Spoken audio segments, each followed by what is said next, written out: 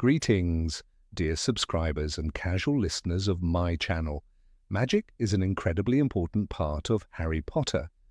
But have you ever thought about how deeply it's been developed? I certainly have.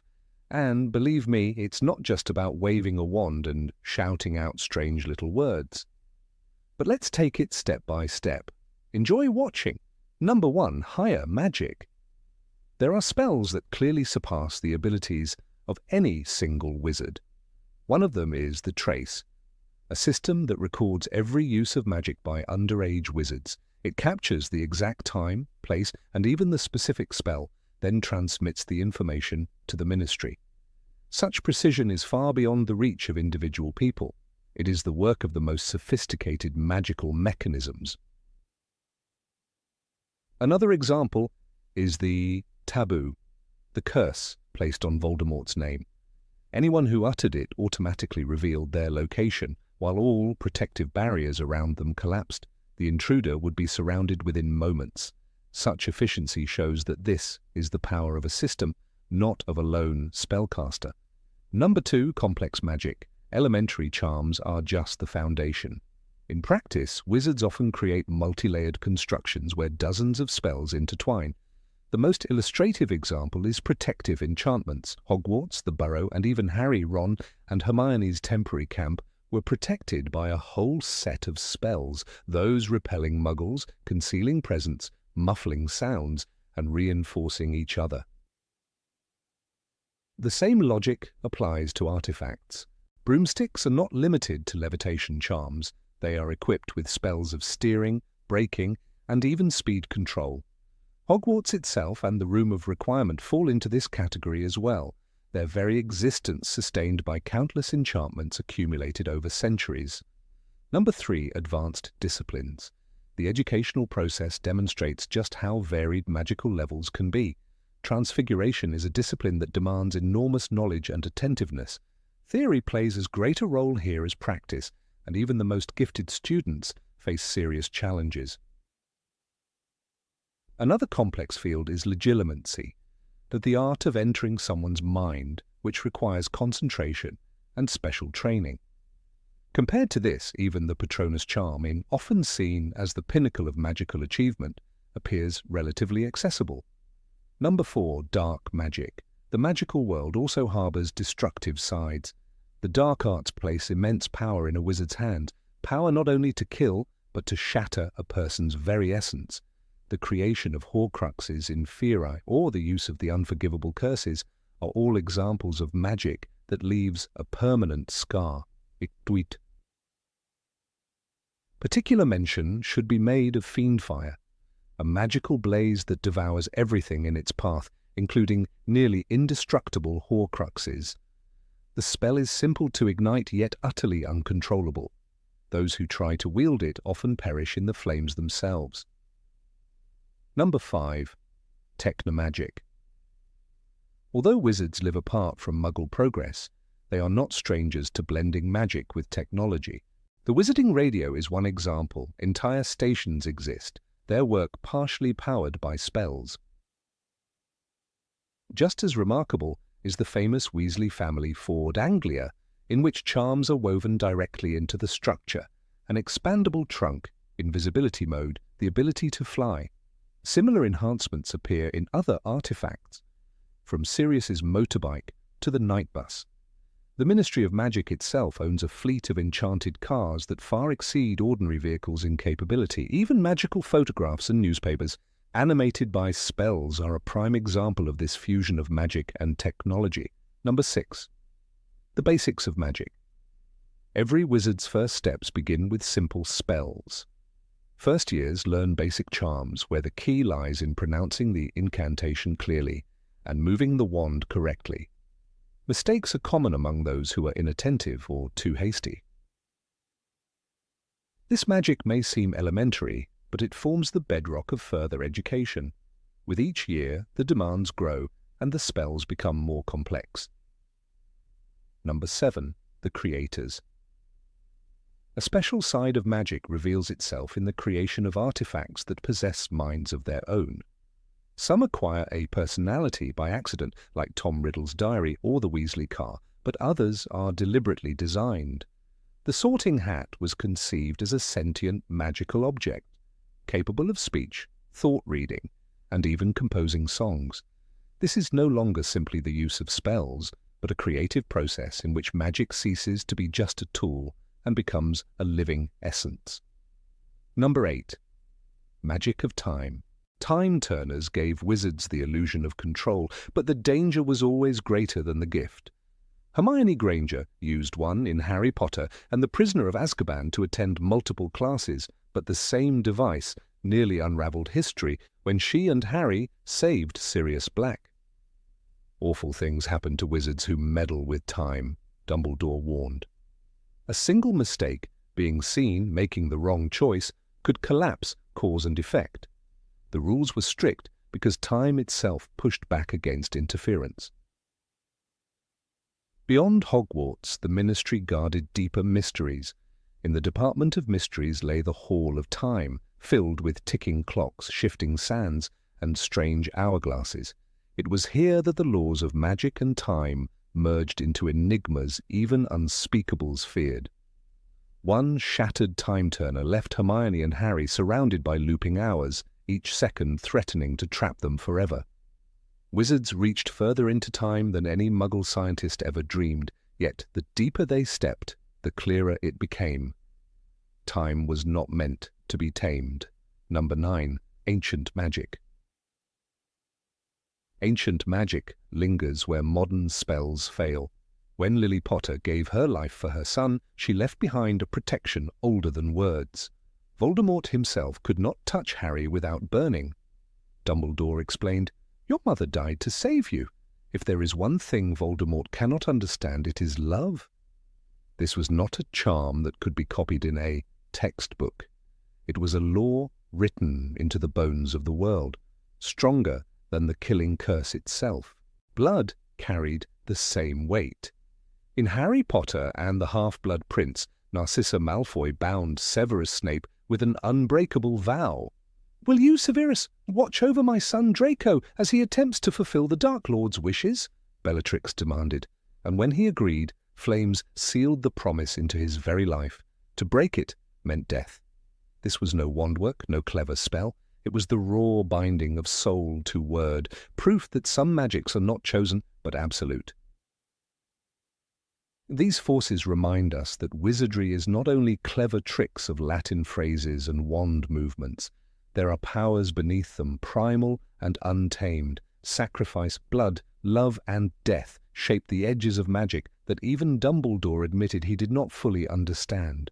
Wizards may study charms and curses, but ancient magic belongs to the world itself, older than Hogwarts and older than fear. Number 10. Magic of emotions. The Patronus. Charm shows how deeply emotion fuels magic. Harry Potter mastered it faster than many adults, not because he knew more theory, but because he carried memories that burned with hope.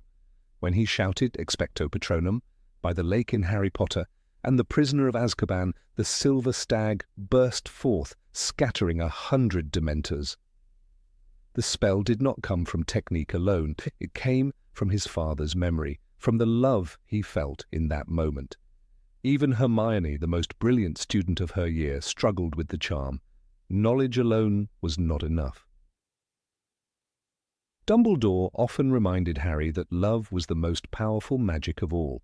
When Lily Potter threw herself between Voldemort and her son, no spell was spoken. Yet the Dark Lord's killing curse rebounded. Dumbledore explained, "Your mother died to save you. Love as powerful as your mother's leaves its own mark." That mark was not visible, but it lived in Harry's very skin, stronger than any enchantment Voldemort could cast. No wand movement could replicate it. This is why feelings are more than fuel. They are laws of their own.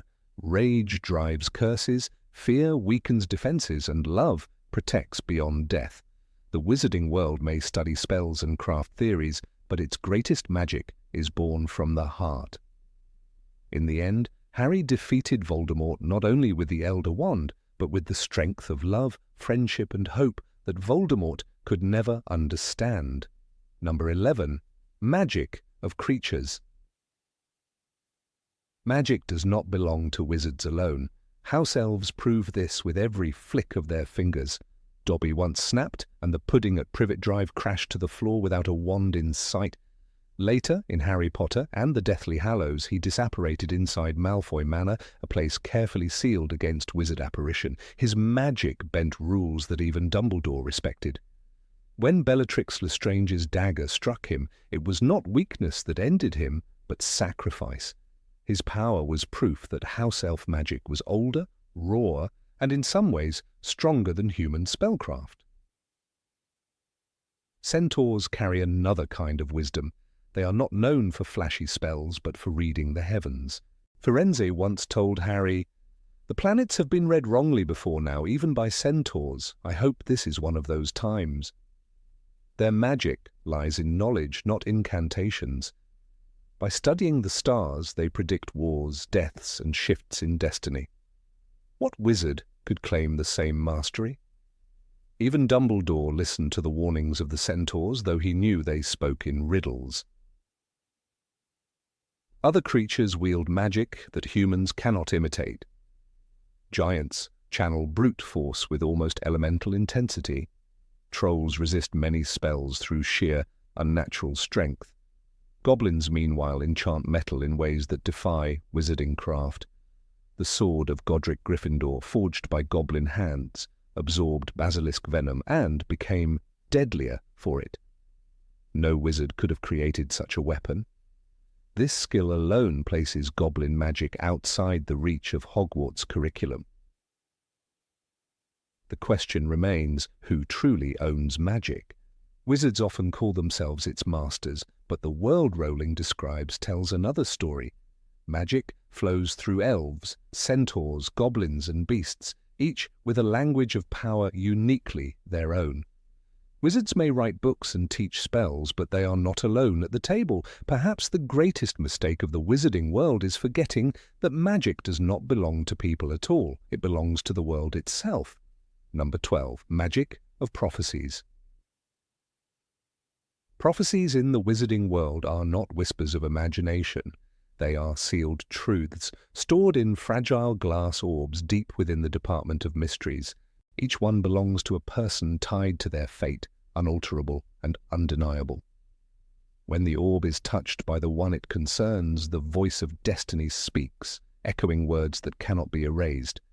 These are not spells nor inventions of human will. They are fragments of something larger, as if the universe itself chose to reveal a secret. The most powerful example is Sybil Trelawney's prophecy. In Harry Potter and the Order of the Phoenix, Dumbledore recalls her words. "The one with the power to vanquish the Dark Lord approaches, and the Dark Lord will mark him as his equal, but he will have power the Dark Lord knows not."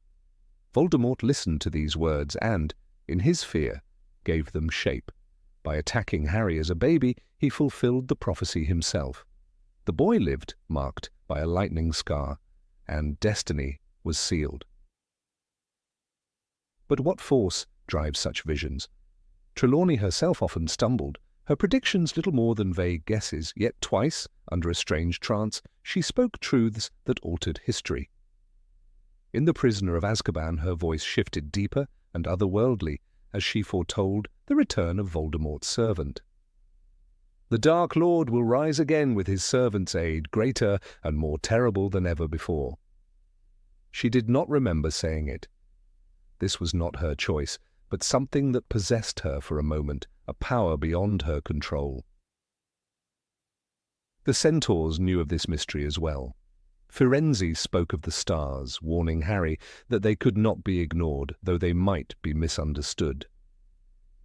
Prophecy in this world is not neat, not clear. It is messy, cryptic, and dangerous. It forces choices, tempts fear, and guides destiny without mercy. In the end, the question remains, do wizards shape their fate, or do the words of prophecy shape them first? Number 13. Magic of words. Words carry weight in the wizarding world. A single syllable, mispronounced or misplaced, can turn a harmless charm into a disaster. Spells are not random sounds. They are crafted from Latin, Greek, and even languages older than memory. Each incantation is a key, and if the key is turned the wrong way, the door opens to chaos. That is why Hermione Granger snapped at Ron in Harry Potter and the Philosopher's Stone. It's Leviosa, not Leviosa. Precision mattered, and the fluttering feather on their desk proved her point. The sound itself is magic. Wizards must speak clearly, with intent, for the world to bend, but it is not always about volume or shouting. Sometimes a whisper, charged with emotion, cuts deeper than any roar. Professor Flitwick taught charms with careful diction, guiding his students to shape their mouths properly. The difference between success and failure lay not in strength, but in clarity. A clumsy tongue meant sparks, backfires, or even explosions.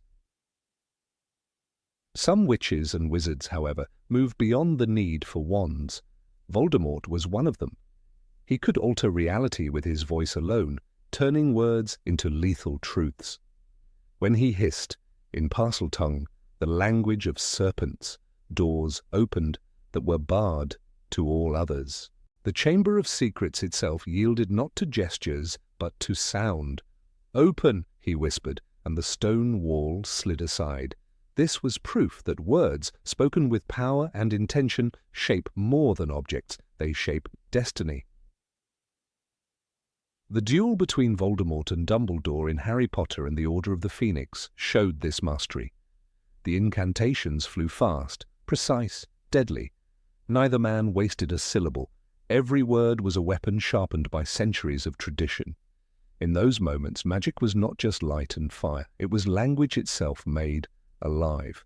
Words, when wielded by the right voice, were the sharpest spell of all.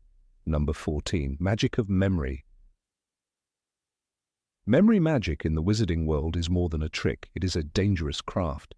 The spell Obliviate can wipe away memories with a single flick of a wand. But true masters can go further. They can alter fragments of the past, twist details, and even reshape how someone views their entire life. Yet every alteration carries a cost. To tamper with memory is to tamper with identity, and a mind once broken may never fully return. Hermione Granger knew this when she raised her wand toward her own parents. In Harry Potter and the Deathly Hallows, she whispered the spell that erased her from their lives. She had made her parents believe that they were a different couple, called Wendell and Monica Wilkins, Rowling writes. It was the ultimate act of love and sacrifice. But it left behind an unsettling question. When Voldemort was defeated and Hermione sought to undo the charm, could her parents ever truly be the same again? There are forms of memory magic even stranger. Dumbledore once showed Harry how thoughts can be drawn out like silvery threads and poured into a pensieve. It is called a pensieve. I sometimes find it useful to review my thoughts and memories, Dumbledore explained, in Harry Potter and the Goblet of Fire. Memories in this state are not just preserved, they become tangible, almost alive. A person can step inside them, walk through the past, and see it with their own eyes. This turns memory into more than a private echo. It becomes a living record. The existence of such spells shows how fragile the mind can be under the influence of magic. What seems protective in one moment, like Hermione's decision, could also be an act of irreversible harm. And what seems like wisdom, as with Dumbledore's pensieve, could also expose secrets never meant to be revealed. Memory in the wizarding world is both shield and weapon, a treasure to preserve and a curse to fear. Number 15. Magic of Death. Beneath the glittering halls of Hogwarts and the lively charm of Diagon Alley lies a truth that J.K. Rowling carefully wove into the Harry Potter saga. Magic is not simply about levitating feathers or conjuring Patronuses. It is also a power that grapples with the deepest fear of humanity, death. Wizards and witches of every era have tried to push back the final boundary, and in their attempts they have left behind a trail of darkness. Few things reveal the terrifying complexity of magic more vividly than its relationship with mortality, and nowhere is this clearer than in the haunting story of Lord Voldemort's Horcruxes. His decision to tear his soul into fragments was not just an act of ambition, it was an act of desecration. In Harry Potter and the Half-Blood Prince, Dumbledore tells Harry with grim weight, "To confide a part of your soul to something is to give it a kind of life, but to split your soul is an act of supreme evil." This is the point at which magic ceases to be a gift and becomes corruption itself. The making of a Horcrux required murder, the most unnatural rupture of life imaginable. Each killing tore Voldemort further from humanity until his physical form collapsed under its own unnatural weight. When Harry first witnesses Voldemort's twisted, shriveled state in Harry Potter and the Goblet of Fire, the description is one of horror. The thing inside looked like a crouched, hairless child, its skin raw and scaly, its face flat and snake-like. That sight alone testified that immortality gained by ripping the soul apart is no victory, but a curse. Voldemort's experiments showed that in the wizarding world, conquering death by denying it comes at a terrible cost, yet Horcruxes are only one part of the shadowed tapestry of death magic. There are older whispers, older than Voldemort, older even than Hogwarts, that speak of artifacts linked directly to death itself. Chief among them is the Resurrection Stone, one of the fabled Deathly Hallows. In the tale of the three brothers, Death hands the second brother a stone that can summon back the shades of the dead, but what returns is never truly life. Rowling describes the second brother's bride as sad and cold, as though she had left the mortal world unwillingly. She was a shadow, an echo, not the living woman he had once loved. In his despair, the brother took his own life to truly join her. This moment makes it clear that magic cannot restore what is final.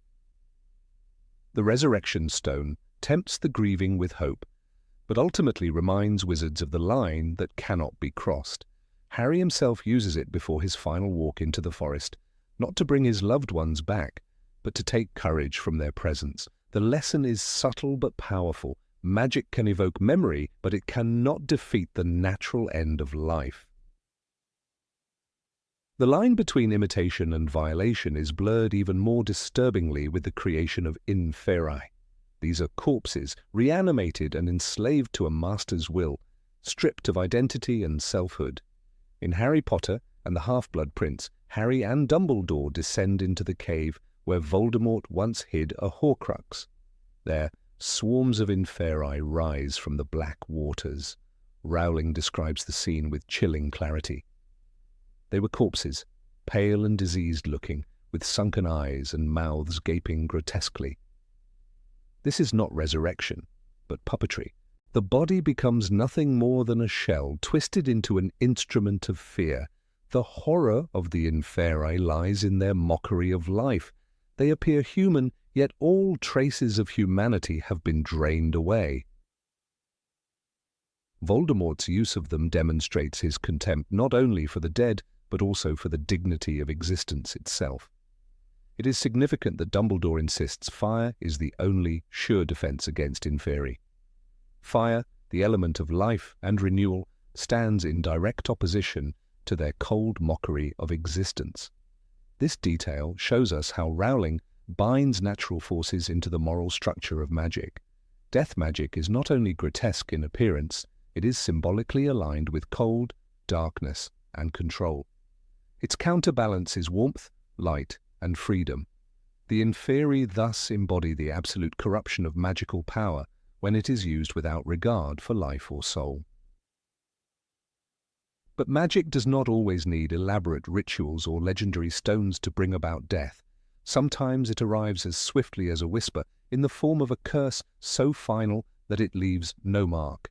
Avada Kedavra is described in Harry Potter and the Goblet of Fire as a flash of green light and a rushing sound, as though someone had let out a huge breath. No scream, no scar, no wound, just absence. When Moody, in truth Barty Crouch Jr. in disguise, demonstrates the unforgivable curses to his students, he says plainly, "There's no counter-curse, there's no blocking it, only one thing to do, duck." The killing curse epitomizes the absolute, irreversible boundary of death magic. Unlike Horcruxes or Inferi, which desecrate the soul and body, Avada Kedavra represents death in its most efficient, unadorned form.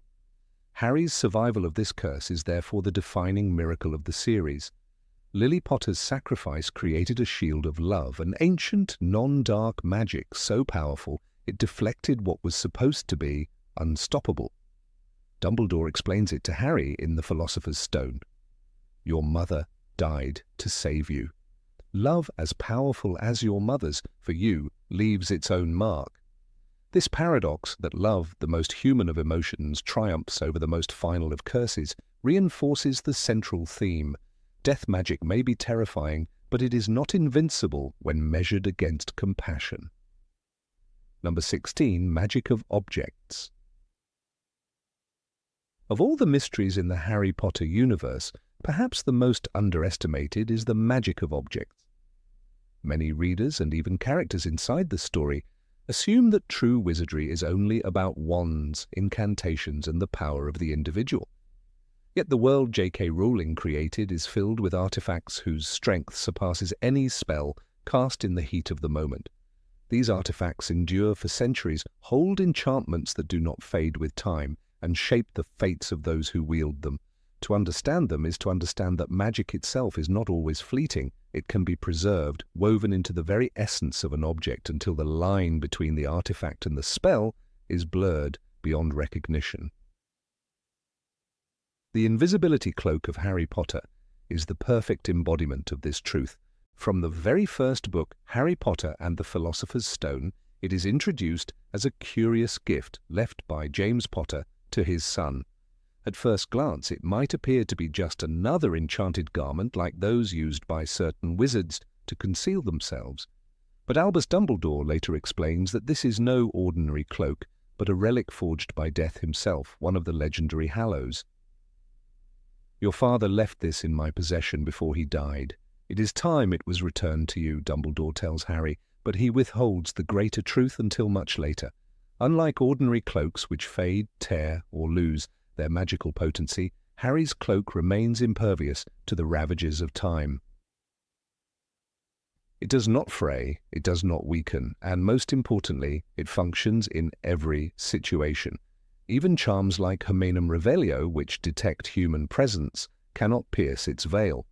This object reveals that magic, when bound in material form by forces beyond ordinary wizardry, can transcend the limits of spellwork. The story of the cloak is also one of inheritance and destiny. It was passed down through generations of the Potter family, preserved not by chance but by the inevitability of legacy. This detail matters because the cloak is not just a tool but a thread that ties Harry to his ancestors and to the very heart of the legend of the Deathly Hallows. The true master of death does not seek to run away from death. He accepts that he must die, Dumbledore says in the Tales of Beedle the Bard. And the cloak embodies that philosophy, not an escape from mortality, but a respectful defiance of the eyes of others, a temporary shield rather than a permanent denial. Such depth proves that the magic of objects is layered with meaning, serving symbolic and practical purposes that spells alone rarely achieve. Equally astonishing is the Marauder's Map, a creation that continues to puzzle even the most skilled witches and wizards. This map, devised by James Potter, Sirius Black, Remus Lupin, and Peter Pettigrew during their time at Hogwarts, is not merely parchment. It is a living, shifting artifact that combines charms of cartography, tracking, and identity recognition. When Harry first discovers it in Harry Potter and the Prisoner of Azkaban, Fred and George Weasley explain its brilliance. Messrs. Mooney, Wormtail, Padfoot, and Prongs are proud to present the Marauder's Map. It reveals every hallway, secret passage, and room of Hogwarts, including those hidden from view. More than that, it shows the names and precise movements of every person within the castle. The ingenuity of layering so many complex charms into one object is staggering. The true marvel of the Marauder's Map lies in its subtle intelligence. It does not simply display footprints like a mechanical tracking system. It identifies individuals by name, recognizes animagi in their animal forms, and even acknowledges ghosts. How could parchment distinguish these details without conscious awareness? Hermione Granger herself is astonished, remarking in Prisoner of Azkaban that such enchantments are extraordinary. The map's refusal to cooperate with Severus Snape when he attempts to interrogate it, insulting him with a sharp retort instead, shows that the artifact possesses a kind of personality, a trace of its creators embedded into its fibers. This quality blurs the line between object and living magic, hinting that in the Potterverse, artifacts may carry echoes of their makers long after those makers are gone. If the cloak and the map represent concealment and revelation, the sword of Gryffindor stands as a symbol of transformation. This goblin-made blade, crafted by Ragnarok I, is already extraordinary by virtue of its construction. Goblin craftsmanship is known for absorbing only that which makes an item stronger, and the sword epitomizes this principle. When Harry uses it to slay the basilisk in Chamber of Secrets, it absorbs the venom of the serpent without being destroyed. Later, in Deathly Hallows, that same venom makes it the perfect weapon to destroy Horcruxes. It will only take in that which makes it stronger, explains Griphook, emphasizing that the blade evolves as though it were a living creature. The sword demonstrates that magical artifacts can change across time, adapting to circumstances. Unlike spells which fade once the caster's will is gone, the sword holds on to its new powers permanently. This adaptability gives it a kind of agency. It chooses its wielder in moments of courage, appearing only to those worthy of Gryffindor's legacy. When Neville Longbottom draws the sword from the sorting hat in the final battle, it is not a coincidence but a fulfillment of the sword's enchanted design. Its magic is self-sustaining, tied to values of bravery and purity of heart. This suggests that objects can be moral agents in the wizarding world, aligning themselves with virtues and acting almost like guardians of ideals. Number 17, Magic of Symbols. The Deathly Hallows symbol first appears in the story almost as a whisper, a drawing in the pages of the Tales of Beedle the Bard that Xenophilius Lovegood shows to Harry, Hermione, and Ron. A triangle, a circle, and a line, 3 shapes so simple a child could doodle them on parchment. Yet within them lies the story of 3 brothers who cheated death. J.K. Rowling writes in Harry Potter and the Deathly Hallows, "The Elder Wand, the most powerful wand that has ever existed, the Resurrection Stone, the stone that can recall the dead, and the Cloak of Invisibility to hide the wearer from death himself." It is not the line or the circle alone that creates magic, but the entire symbol, a container of myth, history, and reverence. What makes it more than ink is the belief it inspires, the way it draws people into the possibility that such relics exist. The symbol itself becomes a kind of charm, marking those who pursue ultimate power or ultimate escape from mortality. In Harry's journey, the symbol transforms from a mystery into a reminder that not all magic is spoken. Some is carried in the signs we choose to believe. The dark mark, in contrast, is not chosen but branded. Voldemort's followers bear the skull with the serpent as a living sigil on their forearms. When he touches his wand to it, the mark burns, summoning them across space. Severus Snape speaks of the sensation. "The dark mark on my arm burns darker than ever, and I know that the Dark Lord has returned." The Goblet of Fire. This is not artistry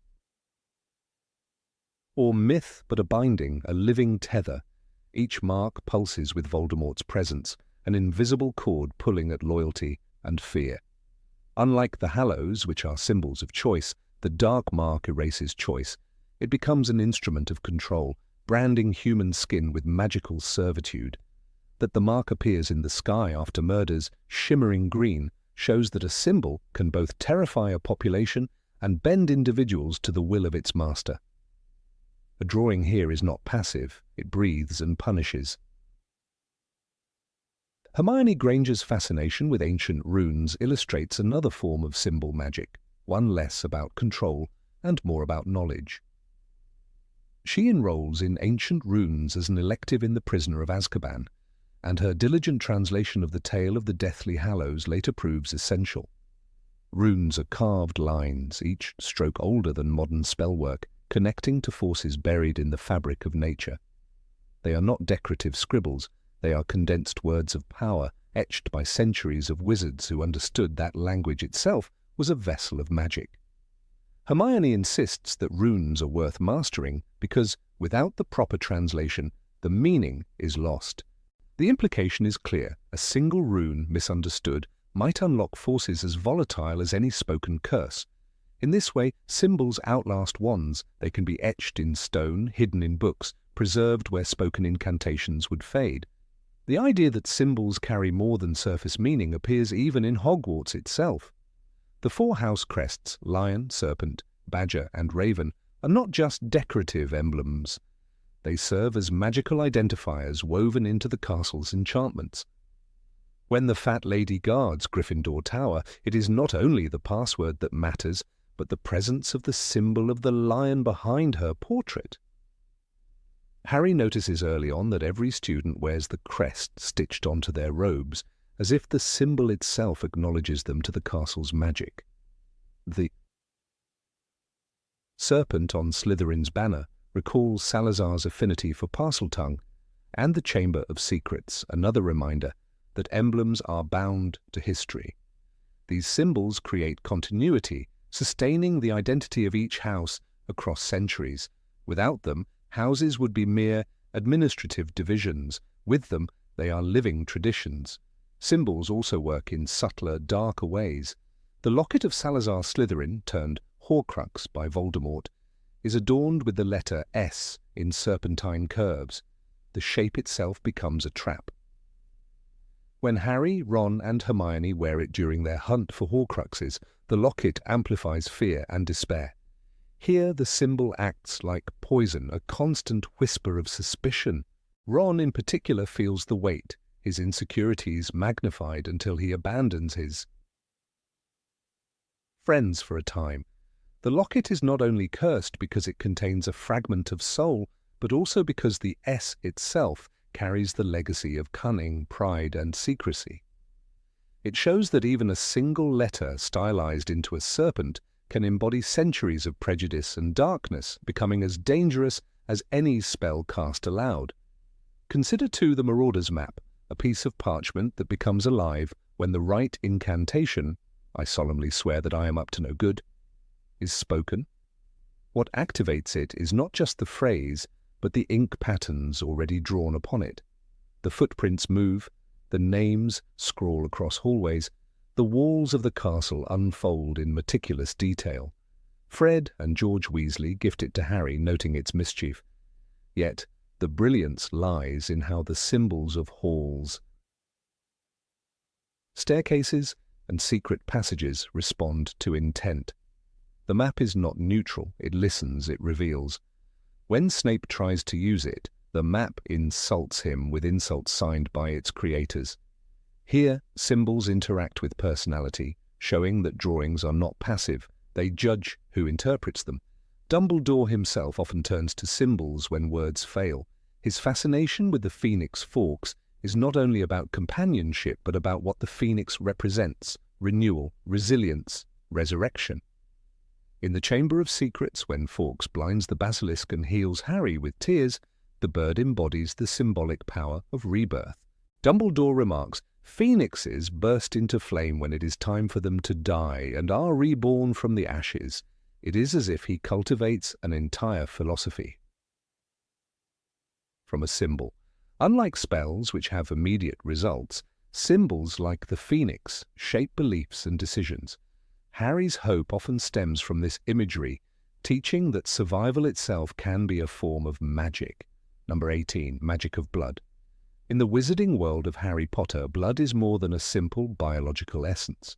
It is the vessel through which some of the deepest and most ancient forms of magic flow.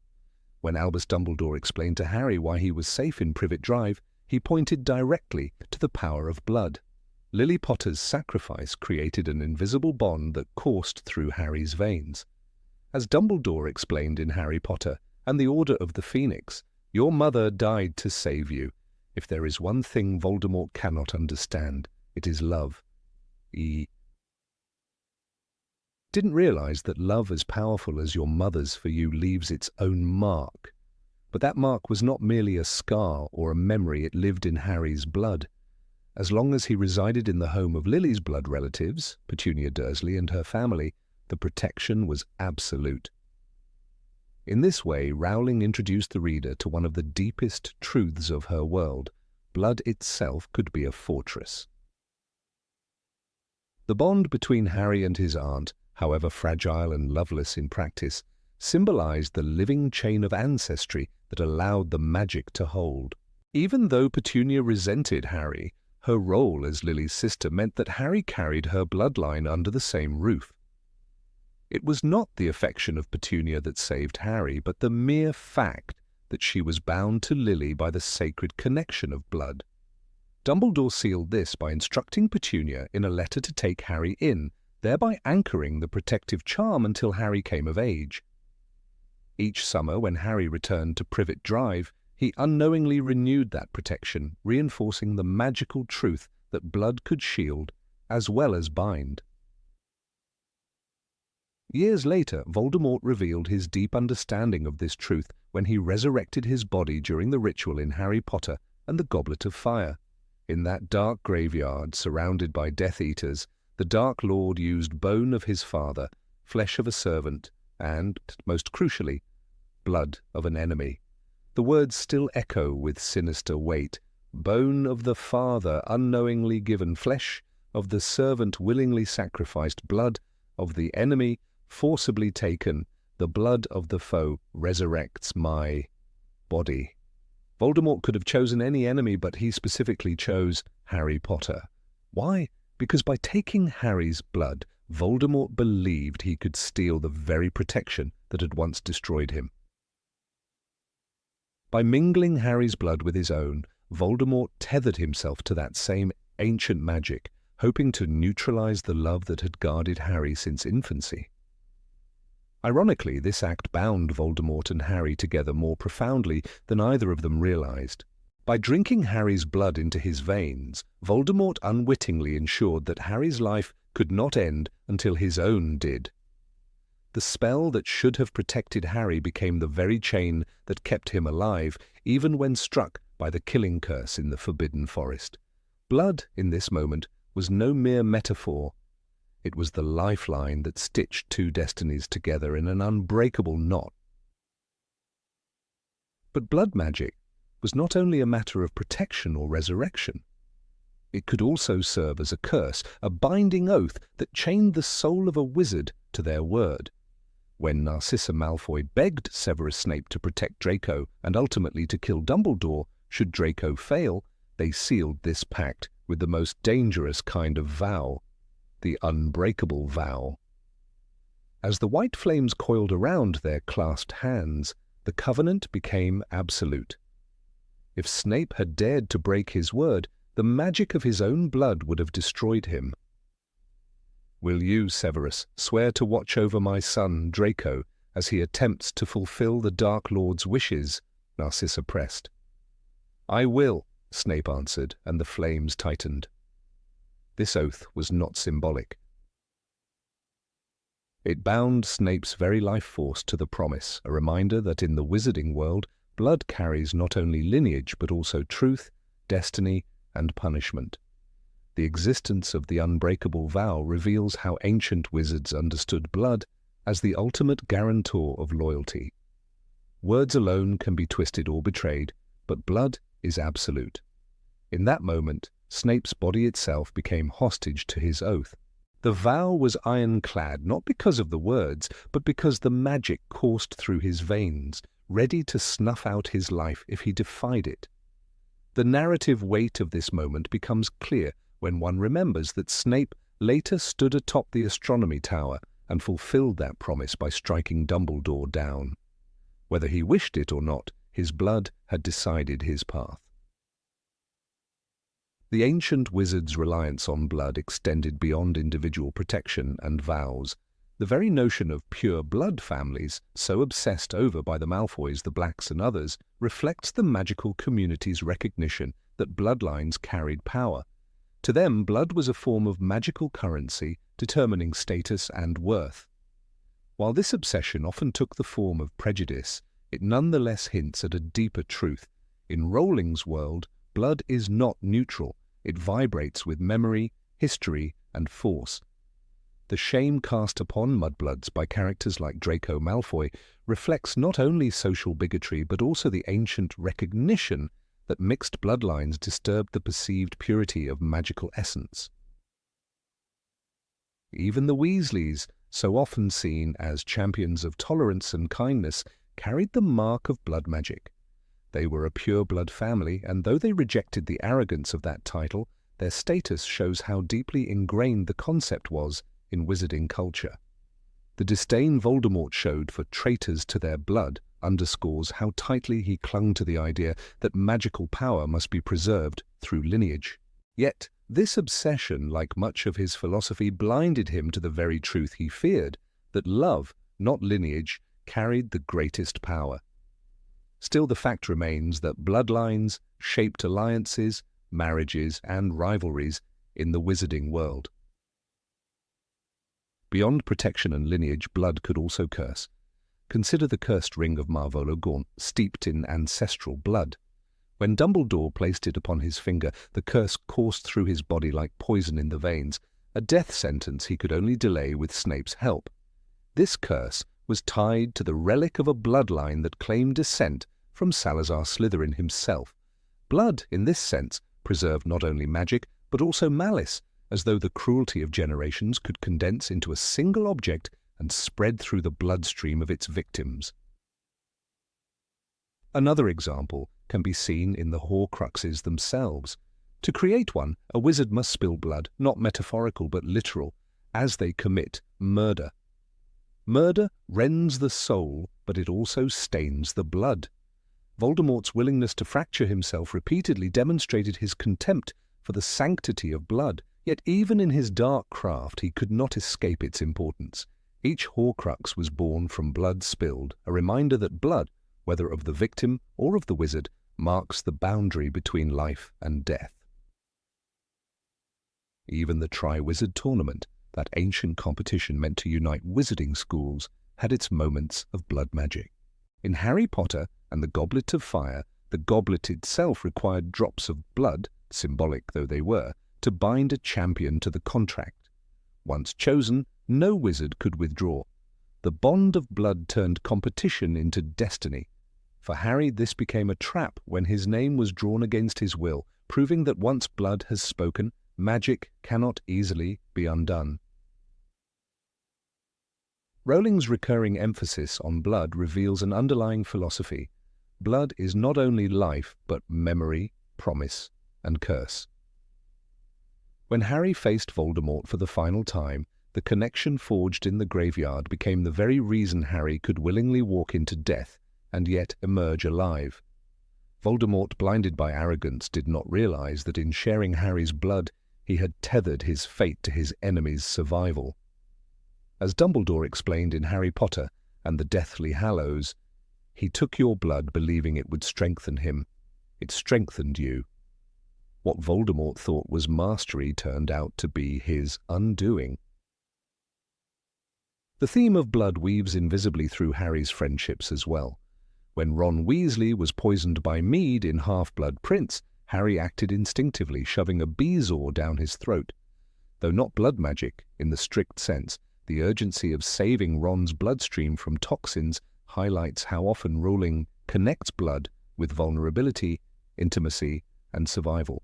Similarly, when Hermione Granger's blood was splattered during the escape from Bathilda Bagshot's home, it underscored the raw human cost of war, reminding the reader that even the brightest minds bleed, and in that bleeding lies their mortality. It is no coincidence that the symbol of the dark mark itself is inked into the skin of Voldemort's followers, a stain beneath which their blood pulses. That mark is not simply a tattoo, it binds them to Voldemort's call. Their veins become conduits for loyalty and fear. Each time the mark burns, the blood beneath it surges, reminding them of the master whose will has seeped into their very bodies. Again, the reader sees that blood is not an abstract idea, but a medium of power, a current of control. From Harry's first protection at Privet Drive to Voldemort's final downfall, blood flows through the saga as the hidden architecture of destiny. It protects, binds, curses, and resurrects. It can forge alliances and betray them. Above all, it proves that magic in Rowling's world is not always about the wand or the incantation. Sometimes it is about what flows silently beneath the skin, carrying history, love, and sacrifice through every vein. The wizards of old knew this, Dumbledore never forgot it, and Voldemort, despite his cunning, fatally misunderstood it. In the end, blood was not just the substance of life, it was the secret language of magic itself. Number 19. Magic of Dreams. Under the surface of J.K. Rowling's story lies an element often underestimated: dreams in the wizarding world. They are not mere fragments of a sleeping mind, but doorways into deeper truths, prophecies, and connections between souls. When Harry first begins to experience unusual dreams, they seem like simple nightmares. Yet with time, these nightly visions reveal themselves as far more than subconscious fears. In the fourth book, Harry Potter and the Goblet of Fire, Harry dreams of Voldemort speaking with Peter Pettigrew in a small house. The dream feels real, with details sharper than any ordinary nightmare. Later, Harry discovers that the event truly took place. This is not coincidence, but a demonstration that dreams in this universe act as conduits, revealing the thin veil between thought and reality. Rowling uses Harry's dreams as both narrative foreshadowing and as glimpses into the magical mechanics of the soul. A dream in which Voldemort tortures Frank Bryce, the caretaker, becomes prophetic, not symbolic. In fact, the description carries no allegory, it is direct reporting of events. Harry wakes up shaken, but readers realize he has unknowingly tapped into Voldemort's mind. The chilling quote from the book, "Harry sat bolt upright, sweating and clutching his scar. The pain in it had been so sharp, so sudden," illustrates the blending of dream and reality. Harry is not imagining, he is witnessing. Through this connection, Rowling introduces the concept that sleep exposes vulnerabilities, making the mind accessible in ways that waking life does not.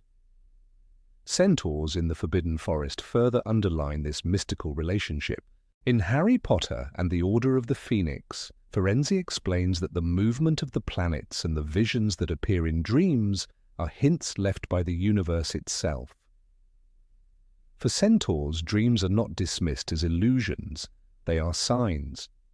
Bane warns students not to misinterpret the stars, emphasizing how fragile the line between interpretation and truth can be. The centaurs believe that dreams are one of the instruments through which fate whispers its secrets, though not always clearly.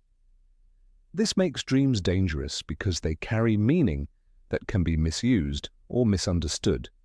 They are riddles wrapped in imagery, but they can also be frighteningly literal. The connection between dreams and legilimency complicates this even further.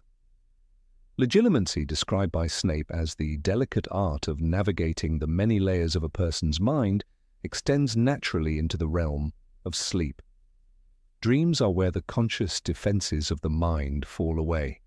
Occlumency exists precisely to protect against such invasions, yet Harry resists the lessons, unable to discipline his emotions. The result is that his dreams are left exposed to Voldemort. When Snape scolds Harry, the mind is not a book to be opened at will and examined at leisure. He is reminding him of the grave danger. But for Voldemort, the unguarded dream is an open door. This allows him not only to manipulate what Harry sees, but to plant emotion, drawing him deeper into a trap. An example of this vulnerability unfolds when Harry dreams of a long corridor and a door within the Department of Mysteries. He becomes obsessed, as if the dream itself were pulling him forward. Rowling describes Harry's longing It was a dream of a dark corridor which he felt he had walked down many times, ending at a door he was desperate to open. This is not the imagination of a teenage boy, but a psychic lure, an implanted vision crafted by Voldemort. It is one of the clearest demonstrations that the dream world in the wizarding universe is not private. It can be entered, manipulated, and weaponized. The tragic culmination of this manipulation comes with the vision of Sirius being tortured. Voldemort uses Harry's dreams as bait, projecting false images into his mind. Harry, desperate and unable to separate vision from truth, rushes into the Department of Mysteries, leading his friends into mortal danger. The dreams become instruments of war. The quote, "He saw Sirius screaming, his head tilted back, his body writhing in agony," is particularly disturbing because it shows how easily the line between dream and reality can be blurred when a skilled manipulator is involved. Harry is powerless against it because he lacks the training to shield himself. Yet dreams in the series are not always the tools of evil.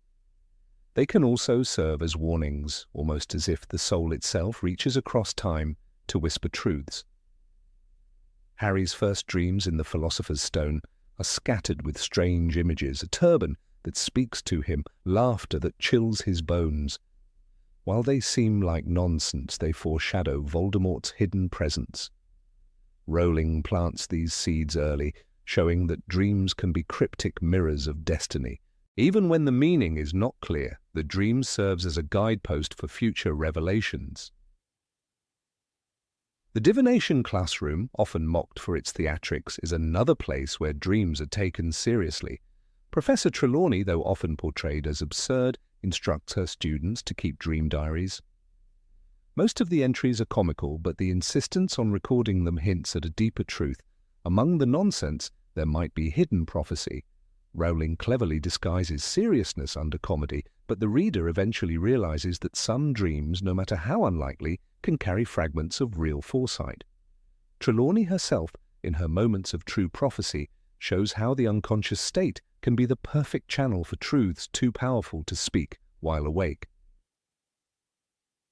Dreams also serve as the narrative bridge between Harry and Voldemort's soul connection, created by the piece of Horcrux lodged within Harry.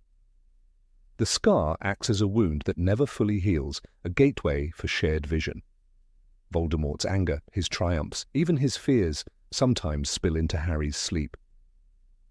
When Voldemort experiences rage, Harry feels it like a lightning strike across his mind. The dream is no longer personal, it is communal, shared between two beings tied by a curse. The fragility of sleep makes Harry more vulnerable, but it also provides him with knowledge he could not otherwise obtain. This paradox of weakness and strength existing side by side runs through all dream sequences in the saga. Rowling also uses dreams to illustrate the danger of obsession. Harry's fixation on the Department of Mysteries door reveals how dreams can consume the waking mind. He is no longer simply dreaming, but reliving the imagery while awake, drawn to it like a moth to flame. This overlap blurs the boundaries between states of consciousness, demonstrating that magical dreams have the power to erode the difference between night and day. The danger lies not only in what Harry sees, but in how much he believes it. When he acts on the dream, tragedy follows, proving that dreams in this universe are not passive, but active forces. Another important layer is the emotional weight embedded in these visions. Harry's dreams are not sterile transmissions, but carry with them waves of fear, sorrow, or longing. When he dreams of Nagini attacking Arthur Weasley, the horror is visceral. He does not simply observe the event, he experiences it through the serpent's eyes.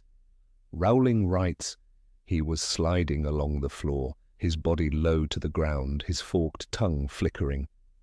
This transformation within the dream indicates total immersion, where the boundary between identity and vision collapses.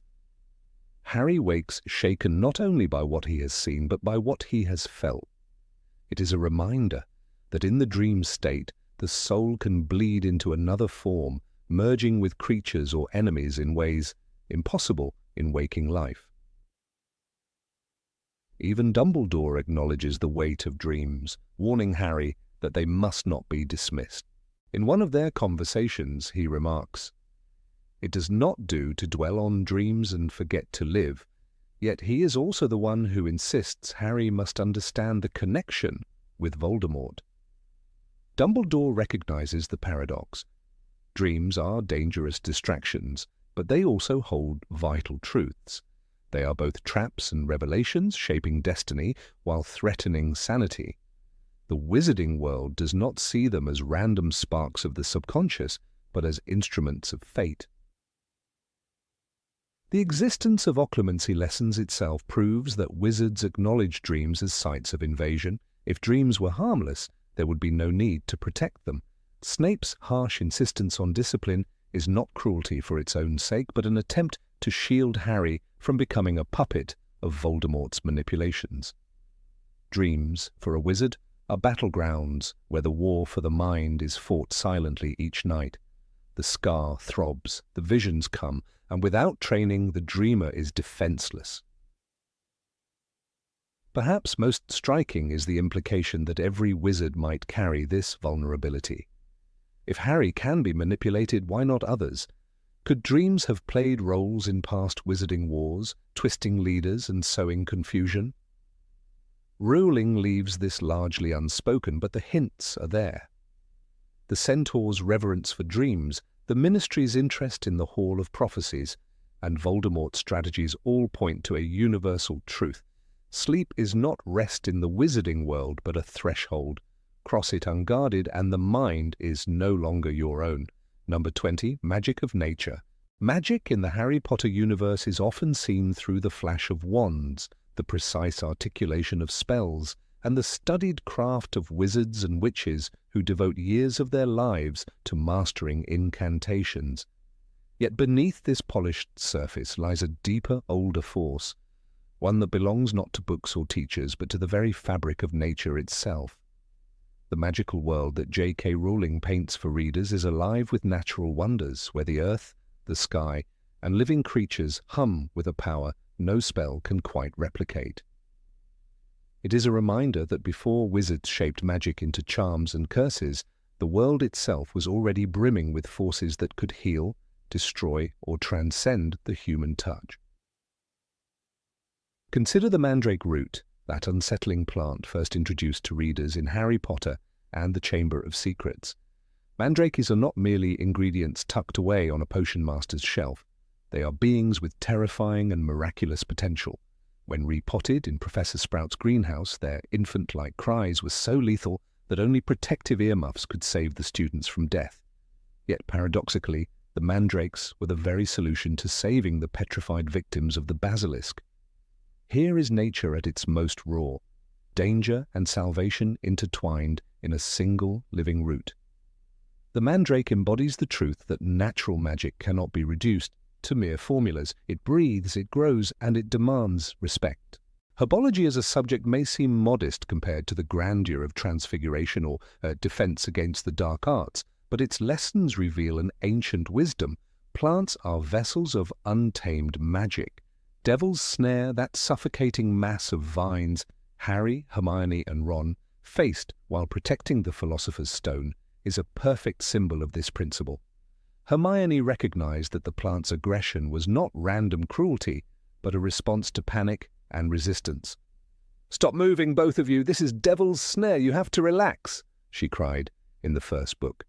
The revelation was simple, yet profound. Survival depended not on wand work, but on surrender to nature's rhythm.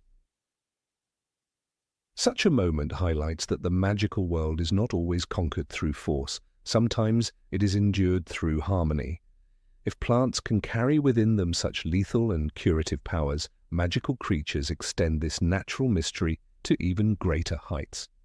The Phoenix, Dumbledore's loyal companion Fawkes, offers one of the most compelling examples of natural magic. When Harry faced certain death in the Chamber of Secrets, poisoned by the basilisk's fang, it was not a counter-curse or a wizard's hand that saved him. It was the tears of Fawkes. Rowling wrote, "It is a curious thing, Harry, but perhaps those who are best suited to power are those who have never sought it. Yet here it is not power in a political sense, but the sheer, unasked-for gift of life from a creature whose existence transcends spells. The phoenix's rebirth from ashes and its healing tears are not manufactured enchantments, they are part of its essence. Fawkes himself seemed to operate beyond the rules of wizardry. He arrived in the Chamber of Secrets when no human magic could pierce the despair, bringing the Sorting Hat and the Sword of Gryffindor. His presence reminds readers that some aspects of magic exist outside the plans and designs of men. Just as storms break without command and seasons turn without intervention, the phoenix embodies a natural cycle of death and rebirth, destruction and renewal. Such cycles lie at the heart of magical truth, the recognition that nature itself is enchanted. Nor are phoenixes the only creatures bound by elemental magic. The unicorn, with its pure silvery blood, carries another dimension of natural power. In Philosopher's Stone, Firenze explained to Harry that drinking unicorn blood could sustain life, even when death was near, but at a terrible price. You have slain something pure and defenseless to save yourself, and you will have but a half-life, a cursed life.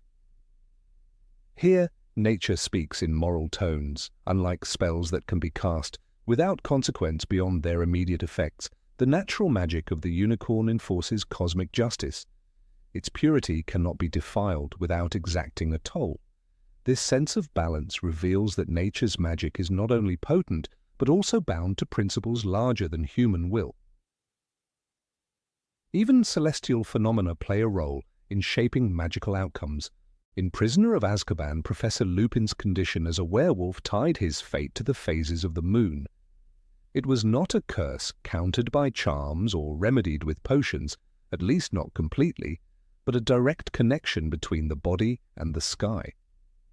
The wolfsbane potion mitigated the transformation's violence, yet Lupin's very identity was altered every month by the lunar cycle.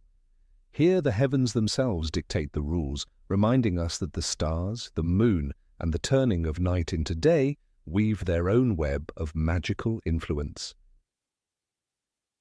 Potions themselves often carry this dependency on natural timing. Severus Snape's strict precision with ingredients was not mere obsession. It reflected the necessity of respecting the natural world's rhythms. The brewing of wolfsbane potion, polyjuice potion, or Felix Felicis was not just about following recipes, but also about aligning with the right conditions. Many potions required full moons, rare roots harvested under certain stars, or even months of patient fermentation. Just as in alchemy, the success of these concoctions depended not on brute magical force, but on surrender to cosmic order. Take the case of the polyjuice potion. Hermione's meticulous preparation in Chamber of Secrets stretched over a month, requiring ingredients as rare as fluxweed, which had to be picked at the full moon. One missed step, and disaster struck, as seen when Hermione accidentally used cat hair and grew whiskers and a tail. The lesson here was clear. Potions are as much about respecting nature's delicate instructions as they are about mixing ingredients. Human arrogance cannot override the subtle laws embedded in plants, cycles, and substances. Weather, too, exerts its influence. In Half-Blood Prince, Dumbledore explained to Harry how Voldemort had cursed the defense against the Dark Arts post, ensuring no one held it longer than a year. Yet, while curses bend destiny, storms and tempests bend magic. Quidditch games at Hogwarts often revealed this in dramatic fashion, as heavy rain or violent winds tested not only players, but also their charms. Harry's firebolt cut through the storm in Prisoner of Azkaban, yet even then Dementors exploited the storm's confusion to attack him. Natural forces, unpredictable and overwhelming, proved stronger than spells meant to control them. The Forbidden Forest itself is a living symbol of natural magic. Dark, vast, and teeming with creatures, both wondrous and terrifying, it serves as a reminder that nature does not submit to human order. Acromantulas, like Aragog, centaurs who read the stars. and even thestrals embody dimensions of magic untouched by wands. The centaur's interpretation of the heavens, particularly their warning of Harry's fate, shows that the future itself is inscribed in natural patterns. "Mars is bright tonight," Firenze once warned, suggesting war loomed on the horizon. Nature becomes prophecy, and the stars themselves whisper of destinies that no wizard can rewrite. Beyond plants, beasts, and celestial cycles, the very land of Hogwarts seems infused with ancient enchantment. The Black Lake houses the giant squid and merpeople, each part of a delicate balance of natural magic. Its waters conceal mysteries deeper than human eyes can see, where spells fade and ancient forces remain untamed. During the Triwizard Tournament, Harry encountered the merpeople who lived beneath, bound not by wizarding law but by their own ancient codes. The lake served as a boundary, an otherworld where human spells mattered less than respect for the environment one entered. Dumbledore himself recognized this truth. His wisdom was not only in his spellwork, but in his reverence for the natural order. When explaining the Phoenix to Harry, he did not attempt to rationalize Fawkes's powers with theory. Instead, he accepted them as part of a grander mystery. In this acceptance lies one of the series' deepest lessons. Magic is not wholly invented by humans, but discovered within a world already breathing with wonder. Even Voldemort, in his quest for domination, could not escape the reality of natural magic. His attempts to bend life and death through Horcruxes reflected arrogance, a refusal to accept the natural cycle. Where the Phoenix embraces death as a path to rebirth, Voldemort clung desperately to life, warping magic into something grotesque. In this contrast, Rowling reminds readers that the truest form of magic flows with nature, not against it. Thus, the magic of the Harry Potter universe is richer than spells shouted in duels or charms flicked into existence. It resides in the cry of the mandrake, the healing tear of the phoenix, the phases of the moon, and the storms that batter Hogwarts. It is older than language, deeper than any wand, and more enduring than human ambition. Natural magic is not something to be conquered, but something to be acknowledged, feared, and revered. It is the heartbeat of the wizarding world, pulsing in every leaf, every star, and every breath of wind. Number 21. Magic of accidents. Underneath the polished veneer of spells, potions, and wands lies a far more unpredictable force in the Harry Potter universe, one that reveals itself not in the carefully memorized charms of Hogwarts, but in sudden bursts of chaotic wonder. This force is the magic of chance, the raw, unshaped energy that erupts in moments of strong emotion or need. It is an untamed current that flows through every witch and wizard, most visible in childhood, when discipline and incantations are still foreign. In Harry Potter's life, this unpredictable magic appears not as a weakness, but as proof that the wizarding soul carries its own signature, a unique stamp that refuses to remain dormant even when the individual has no conscious control. Such moments of accidental magic remind us that in this world, destiny often manifests in the smallest flickers of chaos. Harry's earliest experiences with this uncontrolled current illustrate how closely tied it is to emotion. When Aunt Petunia cut his hair in a fit of cruelty, attempting to humiliate him before school, Harry went to bed ashamed and frightened of being laughed at.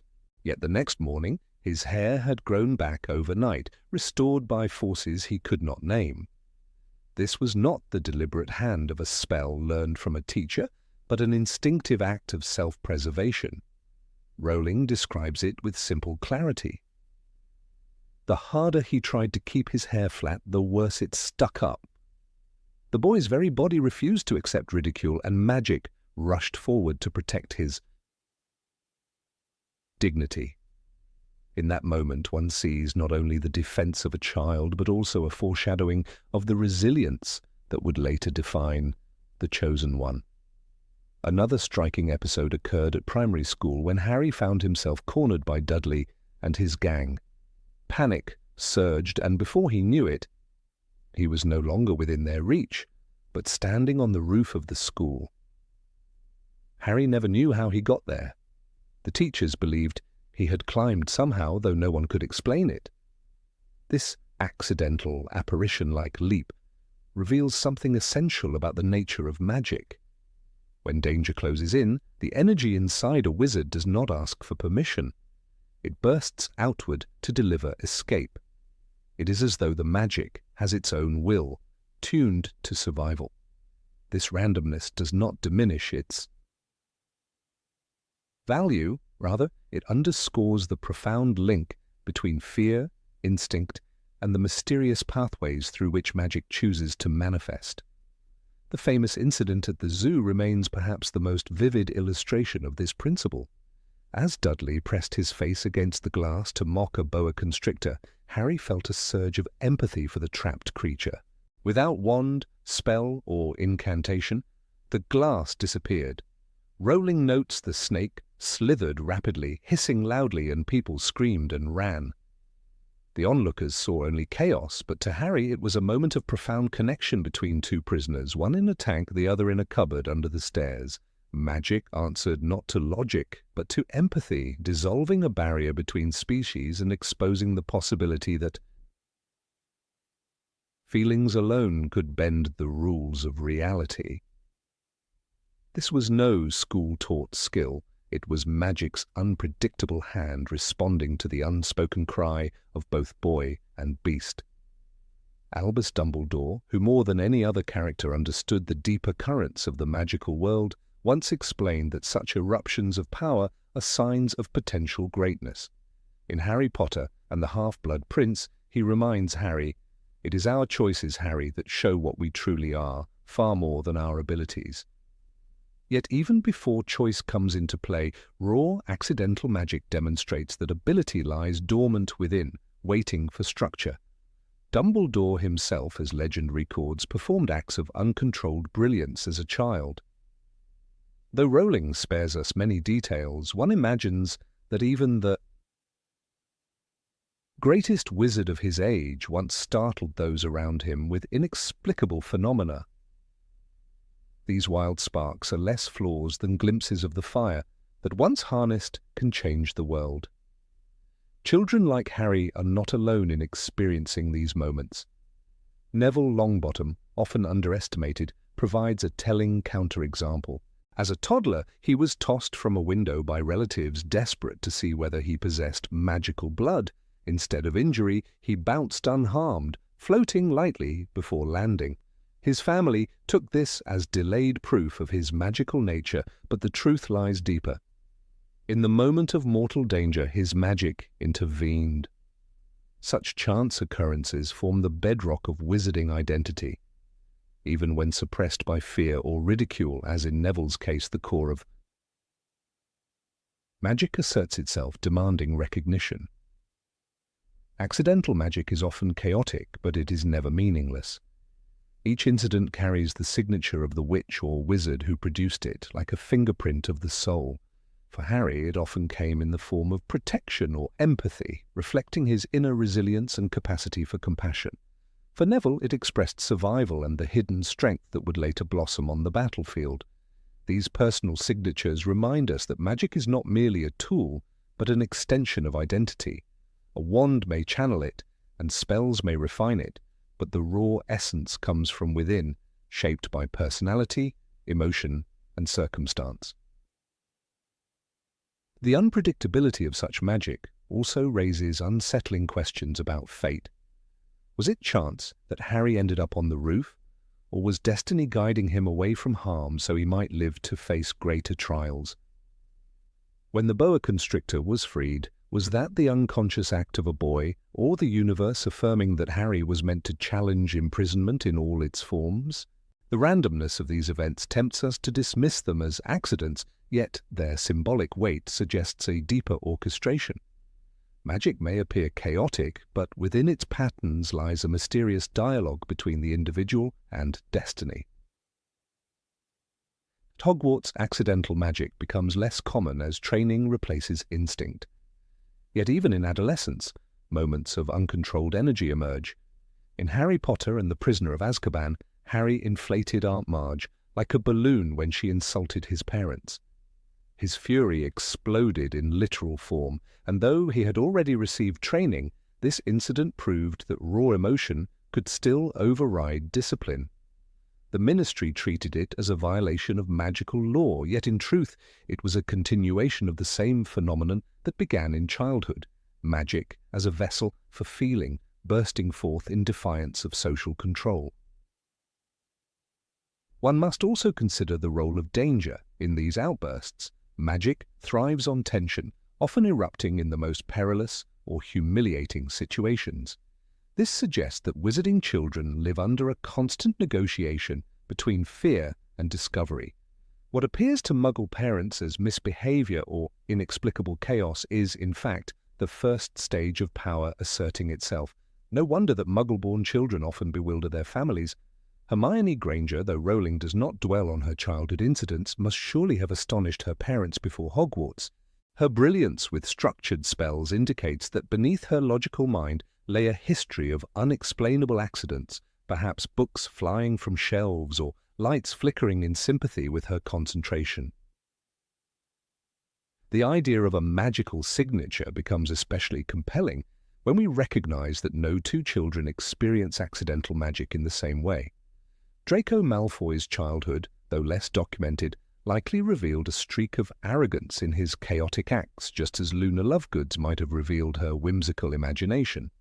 The magic that bursts forth when a witch or wizard is untrained is like handwriting before schooling, uneven, unpredictable, but utterly unique. It is an imprint of individuality that survives even once wandwork disciplines it into lines and curves. Dumbledore's remark that the strongest wizards are often those who show powerful accidental magic as children underlines the paradox of chaos leading to mastery. Tom Riddle, for instance, frightened the other children at his orphanage with acts of cruelty he could not yet explain. In Harry Potter and the Half-Blood Prince, Dumbledore recalls how Riddle could make things move without touching them and make animals do what he wanted. His raw signature carried menace, a foreshadowing of the Dark Lord he would become. Unlike Harry, whose bursts came from protection and empathy, Riddle's accidental magic revealed control and domination. This contrast demonstrates how the same chaotic force can lead to very different destinies, shaped not by the magic itself, but by the heart that wields it. In this light, accidental magic is not simply a childish phase, but the truest mirror of a wizard's inner world. Before learning spells, before mastering charms, each witch and wizard reveals through accidents who they really are. It is the soul's handwriting inscribed in sparks, shattered glass, sudden flights, or unexpected transformations. Later in life, wands and words may polish this handwriting into elegant calligraphy, but the earliest scribbles remain the most honest. Harry's sudden growth of hair, Neville's miraculous bounce, Riddle's cruel manipulations, all stand as testimonies to the deeper truth that magic at its core is not a learned craft but an inseparable extension of identity. What makes this magic so haunting is its unpredictability. It cannot be summoned on command, cannot be practiced in a classroom, and cannot be graded by OWLEs or NEWTs. It belongs to the realm of the subconscious, surfacing when least expected. And yet its effects linger far beyond the moment. Harry's hair growing back was a victory of dignity. His leap to the rooftop was a rehearsal for escape. The snake's release was a lesson in empathy and freedom. Each accidental act plants seeds that grow into defining traits. In this way, chaos becomes the soil from which destiny emerges. To understand Harry Potter's journey is to recognize that his greatness was not born in the halls of Hogwarts alone, but in the cupboard, the classroom, and the zoo, those ordinary places where extraordinary chaos broke free. Magic, in its most unpredictable form, told the world that this boy was different long before he held a wand, and in every wizard, known or unknown, lies the same truth. Accidental magic is never mere accident.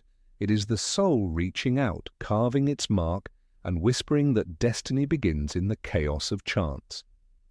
Number 22. Magic of Fate.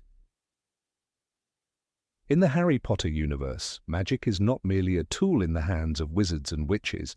It often feels like a conscious force, bending events toward certain outcomes. The most striking example of this is the prophecy made by Sybil Trelawney, which declared that a boy born at the end of July would have the power to vanquish the Dark Lord. Voldemort could have ignored this prophecy entirely, dismissing it as nonsense. Yet his obsession with controlling fate made him act. By choosing Harry Potter as the target, Voldemort fulfilled the very prophecy he feared.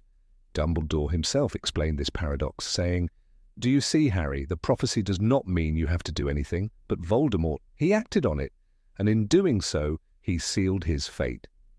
Magic in this case was not passive. It seemed to weave destiny into reality, making Voldemort's downfall inevitable the moment he chose to mark Harry. Another example lies in the mysterious connection between Harry and Voldemort after the curse backfired. When the killing curse struck, it not only failed but also bound Voldemort's fragment of soul to Harry, creating a bond that no wizard could have deliberately crafted. This was not a simple magical accident. It was as though magic itself dictated that Harry must share a piece of Voldemort's essence in order for the prophecy to play out. Fate here used magic as a sculptor's chisel, ensuring Harry would grow into the one person capable of facing Voldemort. The scar became more than a mark of survival. It was a symbol of destiny shaped by forces beyond human control. The Elder Wand further complicates our understanding of magical fate. Known as the most powerful wand in existence, it changed allegiance not by choice but by the rules embedded into magical law itself. The wand's loyalty shifted when its master was disarmed, regardless of the wielder's intent. Harry never wanted the Elder Wand, yet by defeating Draco Malfoy at Malfoy Manor, he unknowingly gained mastery of it. In the final battle, when Voldemort attempted to use the Elder Wand, its allegiance to Harry turned the curse against him. This was not coincidence. It was a hidden mechanism of fate concealed within the logic of wand law. The wand seemed to carry its own will, aligning itself with destiny's plan. Wand law in general illustrates this deeper concept of magical destiny. Garrick Ollivander once told Harry, "The wand chooses the wizard." This statement is more profound than it seems. The fact that Harry's wand contained a phoenix feather from Fawkes, Dumbledore's loyal companion, linked him permanently to Voldemort, whose wand carried a feather from the same bird. Could it truly be mere chance that these two wands, bound by a shared core, ended up in the hands of mortal enemies? This connection set the stage for their duels, which often ended in bizarre stalemates, as if the wands themselves were unwilling to let either wizard claim absolute victory. Magic here becomes a guiding hand, shaping encounters before the duelists even raise their arms. The invisibility cloak, one of the Deathly Hallows, represents another example of magic as destiny. Unlike other cloaks, it was not a simple, enchanted fabric, but an artifact tied to the Peverell brothers' ancient pact with death. Passed down through the Potter line, it waited for Harry, the true inheritor. It is remarkable that this cloak protected Harry in critical moments, such as sneaking into the restricted section of the library or escaping from Death Eaters in the Battle of Hogwarts.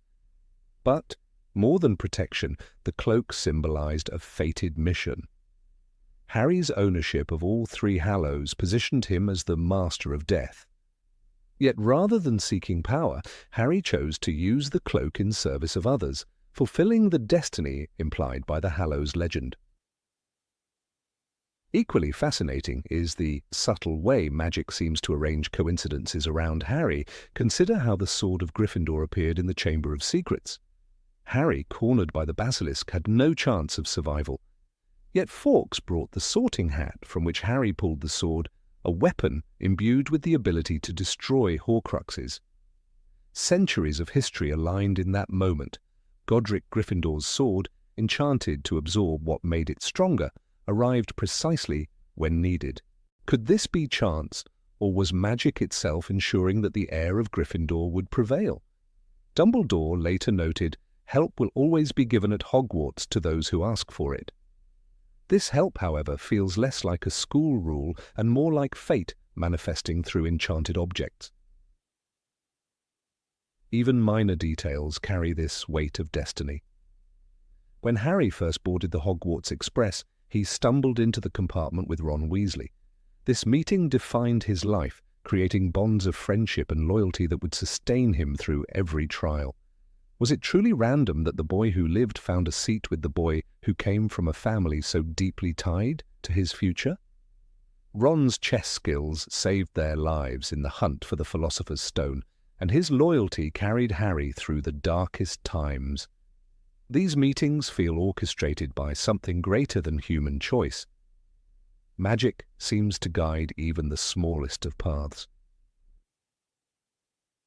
The Triwizard Tournament also displayed hints of destiny woven into its design. Though Harry never put his name into the Goblet of Fire, the magical binding of the contract forced him to compete. Every task tested not just his skills but his character, pushing him toward the role destiny had written for him.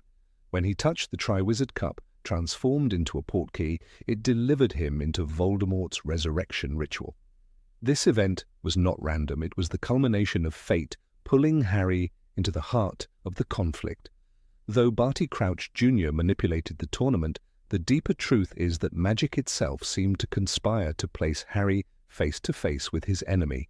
Another thread is woven through the character's dreams and visions. Harry's recurring nightmares of corridors and locked doors were not products of imagination. They were glimpses into Voldemort's mind, facilitated by the fragment of soul lodged in him. The visions acted like a compass, guiding Harry to the Department of Mysteries, where the prophecy orb lay. Once again, magic blurred the boundary between fate and choice.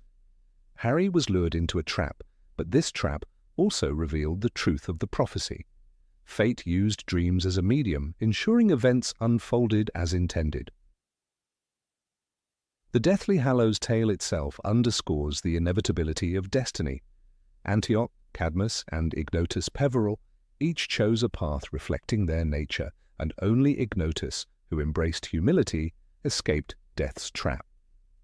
Centuries later, Harry, as a descendant of Ignotus, inherited not just the cloak, but also the wisdom to resist the temptation of ultimate power. This alignment of ancestry, artifact, and personal choice suggests that magic threads through bloodlines, orchestrating outcomes long before individuals are born. Destiny is not abstract here, it is embedded in family legacies and magical heirlooms. The story of Neville Longbottom further illustrates the fluidity of fate. The prophecy could have referred to him as he too was born at the end of July. Yet Voldemort's choice of Harry singled Harry out.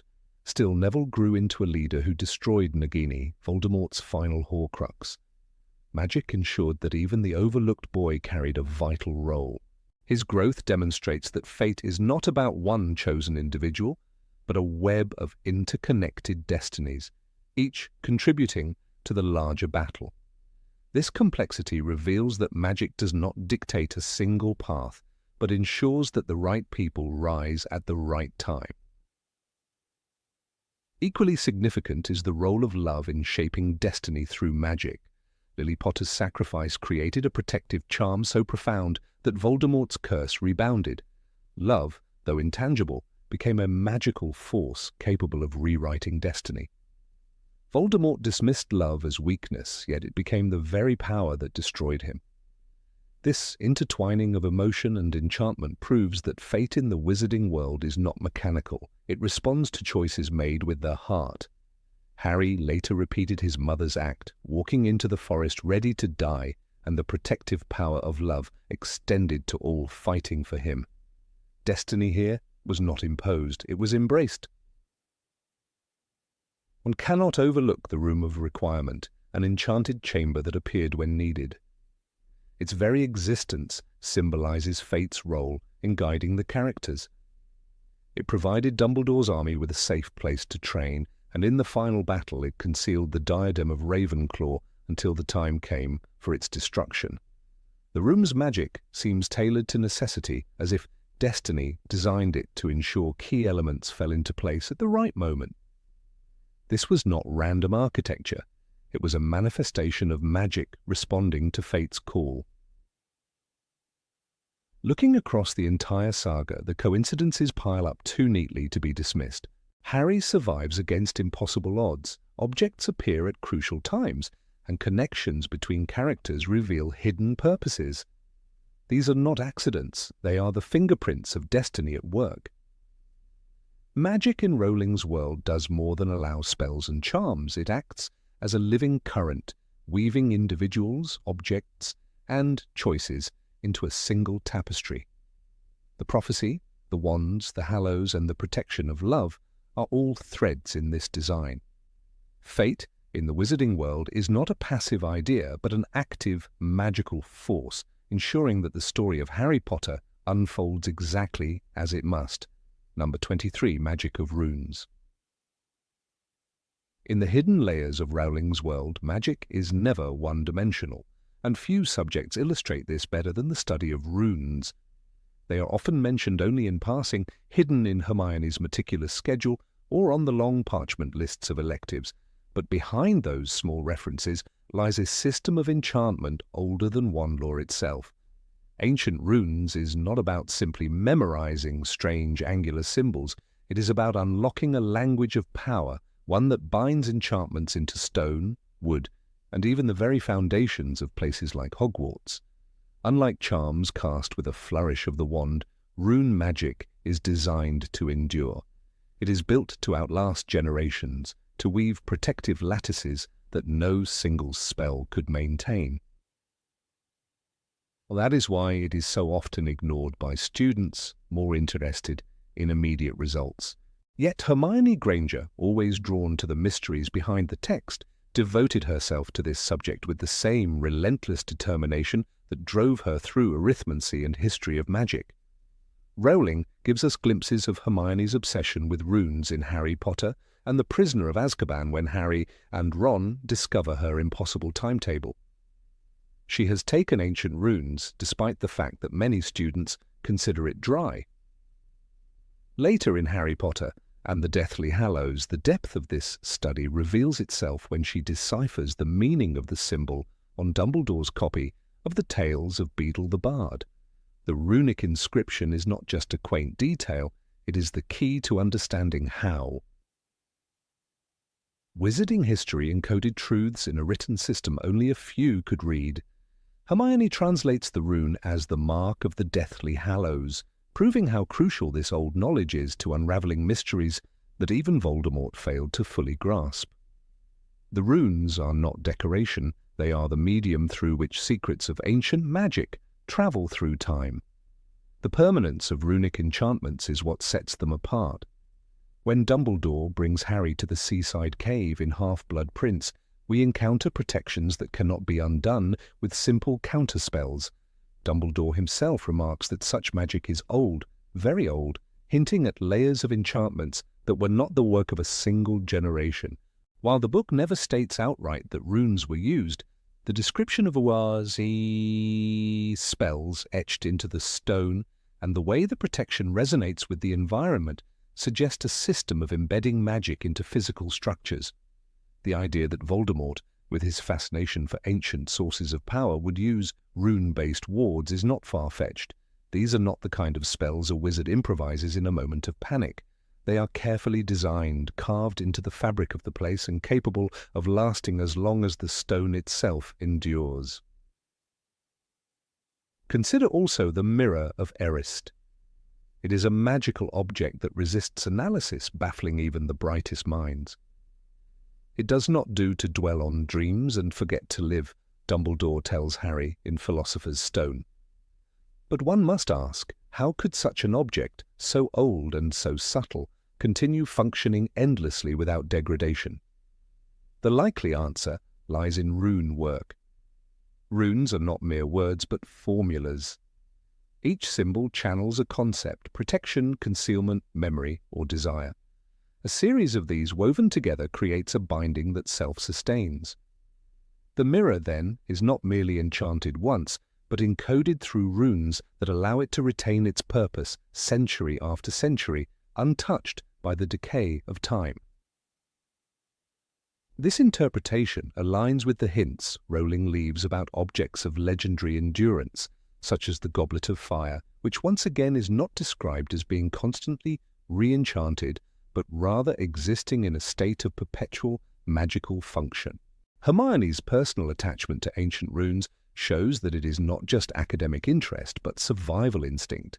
In Deathly Hallows, she translates the rune-inscribed tales and realizes that wizardkind has always used coded languages to protect its deepest truths. The very act of translation becomes an act of unlocking magic. She explains to Harry that the rune on Dumbledore's book is the symbol for the Hallows. It's a triangular eye, but really it's 3 runes combined. This subtle detail reveals a fundamental truth. Rune work can layer meanings and powers in ways ordinary spellcasting cannot. A wand can summon light or destroy, but runes can hold knowledge like a vault, releasing it only to those who know the key. Another example hides in the enchanted door to the Chamber of Secrets. The serpentine carvings and the way it responds to Parseltongue suggest a blend of runic design and hereditary magic. Salazar Slytherin, one of the greatest enchanters of his time, would not have relied solely on language. To preserve his chamber for centuries, he would have needed rune work etched deep into the castle's hidden walls. These symbols would ensure that the magic endured long after his bloodline had faded from memory. The chamber's resilience, resisting discovery until Harry's second year, speaks to enchantments designed to last through ages. The possibility that Hogwarts itself is sustained by such runes becomes increasingly convincing when we consider how its staircases move, its rooms shift, and its protections withstand the test of time. The Hogwarts Express too may bear the traces of rune work. Every year without fail it transports students safely from Platform 9 and 3/4 to Hogsmeade Station. Unlike ordinary spells which can falter or be undone, the train's enchantments remain perfectly reliable. To keep a massive piece of Muggle technology functioning seamlessly in a magical context requires a permanent, resilient enchantment. Runes carved into its structure could harmonize the conflicting systems of magic and machinery. That is why the train, a marvel introduced in the 15th century, continues to run without any sign of failure even in the chaotic years of Voldemort's return. It stands as a symbol of integration, an object where rune magic allows 2 worlds to coexist. Rune magic also explains why certain protections are immune to conventional spells. When Harry, Ron and Hermione attempt to infiltrate Gringotts, they face enchantments that burn, multiply, and repel intruders. The permanence and automatic function of these curses suggest that they were not individually cast by goblin guards every day, but embedded into the very stone of the vaults. There are some things you can't replicate with wand work alone, Bill Weasley once told Harry in Deathly Hallows. Speaking of curse breaking, Bill's expertise lies in deciphering old runic wards. He knows that defeating them requires not brute magical strength, but knowledge of the symbolic code that anchors them to reality. These protections are puzzles, and only those who understand the runes can hope to break them. The endurance of rune work explains Hogwarts' resilience during the Battle of Hogwarts. Giants, Death Eaters, and dark creatures assaulted the castle, yet its walls held. Magical reinforcements cast by teachers and members of the Order of the Phoenix played their part, but the foundation was already strong. The castle itself seemed alive, responding to invaders with shifting architecture and enchanted suits of armor. Such phenomena are not temporary improvisations. They suggest a deeper system woven into the structure by its founders, Godric Gryffindor and Helga. Hufflepuff may have added their own enchantments, but only Salazar Slytherin and Rowena Ravenclaw, both fascinated by intellectual legacy, could have ensured their endurance through runic foundations. This is why, even after centuries, Hogwarts does not crumble under magical assault. There is also the question of why so few pursue runes. The answer lies in difficulty. Hermione's struggle to balance her schedule in her 3rd year illustrates this. Ancient runes is bound to be useful, she tells Harry, convinced of its significance. Yet the complexity of the subject deters most. It demands not only memorization, but interpretation. A single rune can alter meaning depending on its placement, context, and combination with others. Misunderstanding one symbol could mean casting a ward that collapses upon itself, or worse, unleashing unintended consequences. This explains why only the most meticulous minds like Hermione's are drawn to it. The risk is high, but so is the reward. The most haunting implication of rune magic is its permanence beyond even death. Consider the cursed locket of Salazar Slytherin. When Harry and Dumbledore retrieve it from the cave, they encounter enchantments that seem invulnerable. Later, when the trio finally destroys the true locket, they realize it resisted ordinary magic, needing the specific destructive force of the Sword of Gryffindor. The artifact's resilience is consistent with rune-based enchantments, which cannot simply be dispelled by standard counter-charms. They carry the weight of intention carved into them at the moment of creation, binding the object's fate to the runers themselves. In this way, rune magic is not only stronger than conventional magic, but also more final.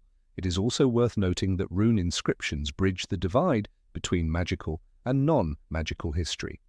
Archaeological discoveries in the Muggle world reveal carved runes across Europe, many of which Muggles dismiss as primitive alphabets. Wizards know better. These were not just words, but fragments of power left behind by ancient magical cultures. The very fact that Muggles still stumble upon these stones is evidence of their durability. For wizards, deciphering them means reconnecting with lost traditions, the same way Hermione translated Beedle's tales to uncover forgotten truths. Runes form the common ground where magical history and human history intertwine. In every instance, the pattern emerges. Rune magic is the skeleton beneath the flesh of wizarding civilization. From Gringotts to Hogwarts, from enchanted objects to protective wards, the permanence and sophistication of these symbols sustain the magical world far more than wandwork does. Rowling never places runes at the forefront, but their quiet presence underlines the narrative. They are the unseen hands holding up the castle walls, the silent guardians of vaults and the timeless keepers of memory. When we think of the strongest magic in Harry Potter, we imagine spells shouted in desperate battles, but the real strength lies in those ancient carvings, etched into stone and story alike, patiently shaping the destiny of wizards for centuries. Number 24. Magic of potions. Magic in the world of Harry Potter often seems straightforward when we think about wands and spells. But once you step into the dungeons of Hogwarts and breathe in the heavy aroma of simmering cauldrons, you realize that potion making is a discipline far more intricate and dangerous than most charms or transfigurations. Severus Snape himself described it as the subtle science and exact art of potion making, and this phrase was not poetic exaggeration. It revealed a truth. Potions demand absolute precision, an understanding not only of magical theory, but of the hidden life inside every root, scale, feather, and tear used in their preparation. To stir a cauldron one time too many, or to add an ingredient a second too early, is to risk an explosion. Poisoning, or worse, a curse lingering in liquid dawash pseudobasic form. The example of the draught of living death, first introduced in Harry Potter and the Half-Blood Prince, makes this clear. It was the potion that Slughorn asked his students to brew on the very first day of 6th year, a test meant to expose both natural instinct and training. Harry, following the mysterious notes in the Half-Blood Prince's book, sliced the soporiferous bean rather than crushing it, releasing its juice more cleanly and increasing its potency. With just this adjustment, his potion shimmered with the exact shade of pale, misty lilac that the textbook described. What this shows is that knowledge alone is insufficient. One must also know the personality of the ingredients, how they react not only to magic, but to handling. The bean yielded much more juice this way, proving that mastery in potion making is not simply following instructions but understanding the secret alchemy of life and matter. What makes potions extraordinary in comparison to spells is their longevity and universality. A spell often lasts seconds or minutes unless renewed, while a potion, once brewed correctly, can sit in a vial for months or even years, its magic locked in liquid form until consumed. Consider Polyjuice Potion. Hermione Granger brewed it painstakingly during the Chamber of Secrets, gathering fluxweed picked at the full moon, lacerwing flies stewed for 21 days, and the most dangerous element of all, a piece of the person one wished to become. The final potion, thick and mud-like, could transform one's body completely for an hour. No simple charm could achieve such a radical metamorphosis. Even transfiguration, a branch of magic celebrated for its complexity, never altered a wizard so convincingly. Potions, therefore, stand as bridges between the physical and magical, altering not just the surface but the very essence of the drinker. This power, however, is perilous. The wrong choice in ingredients could spell disaster, sometimes in ways that cannot be reversed. Amatentia, the most powerful love potion in existence, provides a striking example. Its spiraling steam and unique scent, each person smelling what attracts them most, mask its sinister nature. When Romilda Vane slipped some into chocolate cauldrons during the Half-Blood Prince, hoping to ensnare Harry, the result was disastrous. For Ron Weasley, who ate them instead, the potion stripped him of reason and free will, making him obsessively devoted to Romilda. What seemed like an innocent sweet turned into a dangerous weapon. The scene demonstrates how potions tamper with emotions and consciousness at a depth no incantation could reach. It also reveals the moral ambiguity of potions. They can heal, but they can just as easily manipulate and destroy. At the foundation of potion making lies an understanding that every ingredient is alive with magic. Unicorn blood, introduced in The Philosopher's Stone, is a prime example. Even before it is used in potion brewing, its properties are terrifyingly complex. Firenze told Harry, "You have slain something pure and defenseless to save yourself, and you will have but a half-life, a cursed life, from the moment the blood touches your lips." Such power, both life-giving and damning, shows that ingredients are never neutral. They carry histories, symbolic meanings, and magical auras that the brewer must reckon with. Using unicorn blood in a potion would not merely transfer its physical qualities, but would intertwine the drinker's fate with the magic of innocence violated. Equally fascinating are plants like the mandrake. In the Chamber of Secrets, its root, once mature, became the key to reviving petrified victims of the basilisk. Yet in its early stages, its cry was fatal to anyone who heard it. Professor Sprout handled the dangerous repotting of young mandrakes with earmuffs, turning what could be lethal into salvation. When their juice was brewed into a restorative potion, it returned the stone-like bodies of Colin Creevey and Hermione herself back to life. This example highlights how dangerous magic, when treated with respect and understanding, transforms into a source of healing.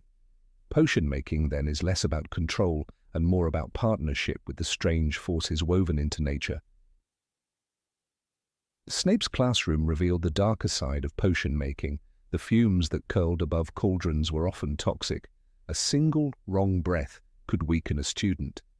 Neville Longbottom, terrified of the subject, once melted Seamus Finnegan's cauldron in The Prisoner of Azkaban, producing a corrosive green liquid that burned through the table.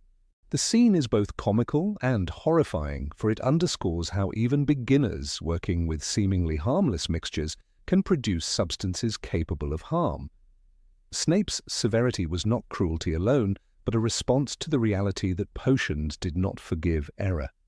His insistence on discipline echoed the truth that, unlike spells that could be countered, potions once ingested had irreversible consequences. Perhaps no potion captures the extremes of power more than Felix Felicis, the so-called liquid luck.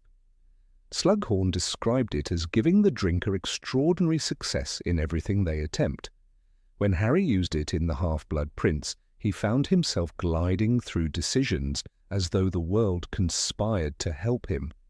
But the potion was volatile, toxic in large doses, and banned from Quidditch competitions and examinations. Its existence suggests that potions operate on a cosmic scale, bending fate itself, something no wandwork could mimic. A spell could protect or destroy, but only a potion could rewrite the flow of events in such a subtle yet profound manner. The moral dimension of potions is unavoidable. They force witches and wizards to face temptation. Should one brew a love potion, knowing it enslaves free will? Should one risk the dangers of Polyjuice potion, which can be used for espionage or theft? Even healing potions like the Pepper-Up potion, which sent steam pouring from the ears of flu-stricken students in the Philosopher's Stone, required careful limits to avoid overdosing. Every potion carries with it an ethical question, and this is what makes the art so treacherous. The brewer is never simply following a recipe, but engaging in choices that affect lives. Another layer of complexity lies in time. Many potions require weeks or months of careful tending. The Polyjuice potion took nearly a month, each day demanding attention, each stage vulnerable to contamination. Lacewing flies had to be stewed for 21 days, a detail that could not be hurried or skipped. This slow process makes potion making more akin to nurturing a living creature than performing an experiment. The brewer must commit to patience, vigilance, and humility. It is perhaps for this reason that Hermione excelled, while students like Ron and Harry often struggled with the discipline. It was not a matter of intelligence, but of temperament. Even the choice of cauldron influences results. Pewter, brass, and copper were all used at Hogwarts, each affecting the brew differently. A pewter cauldron might heat too quickly, while copper conducted evenly but reacted with acidic ingredients. The detail may seem minor, but in the world of potions, such subtleties meant the difference between life and death. It is a reminder that potion making is an art form in which every element, the hand that stirs, the spoon used, the phase of the moon, contributes to the final creation. The elixir of life, produced from the Philosopher's Stone, stands at the peak of potion brewing. Nicolas Flamel lived for centuries thanks to it, defying mortality itself. That such a potion could exist reveals the limitless scope of the discipline. Potions can stretch human existence, cure fatal wounds, or plunge victims into eternal sleep. The stone was eventually destroyed, but its potential showed that potion making is a dialogue with the deepest mysteries of life and death. While a spell may kill in an instant, a potion can sustain or wither the body across eternity. The cultural aspect of potion making cannot be ignored. Throughout the books, potion masters like Snape, Slughorn, and even Madame Pomfrey in the hospital wing acted as keepers of knowledge that stretched back centuries. Each potion carries tradition, inherited wisdom, and the fingerprints of those who experimented before. The recipes Harry found in the Half-Blood Prince's book were the results of years of adjustments, risks, and creativity.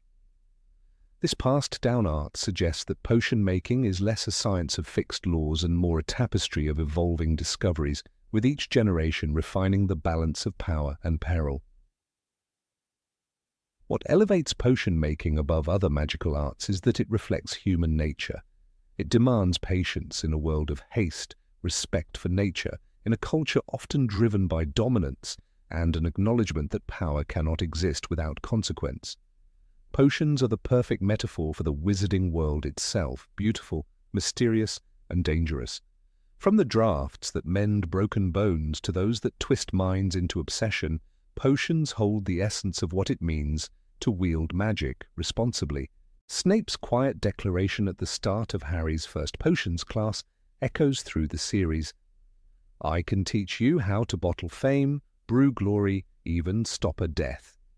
It was no idle boast, but the deepest truth about the art of potions.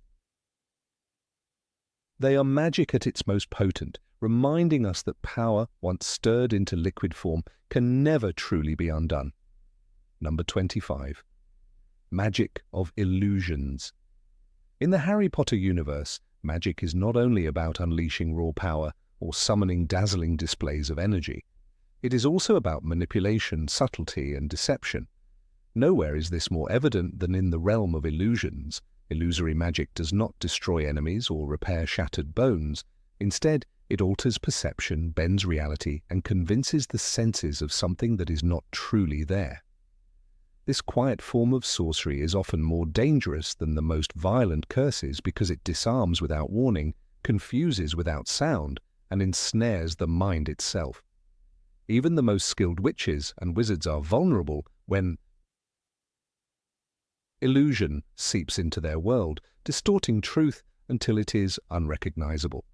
One of the most chilling examples of illusion in the series appears in Harry Potter and the Deathly Hallows when Harry and Hermione visit the home of Bathilda Bagshot.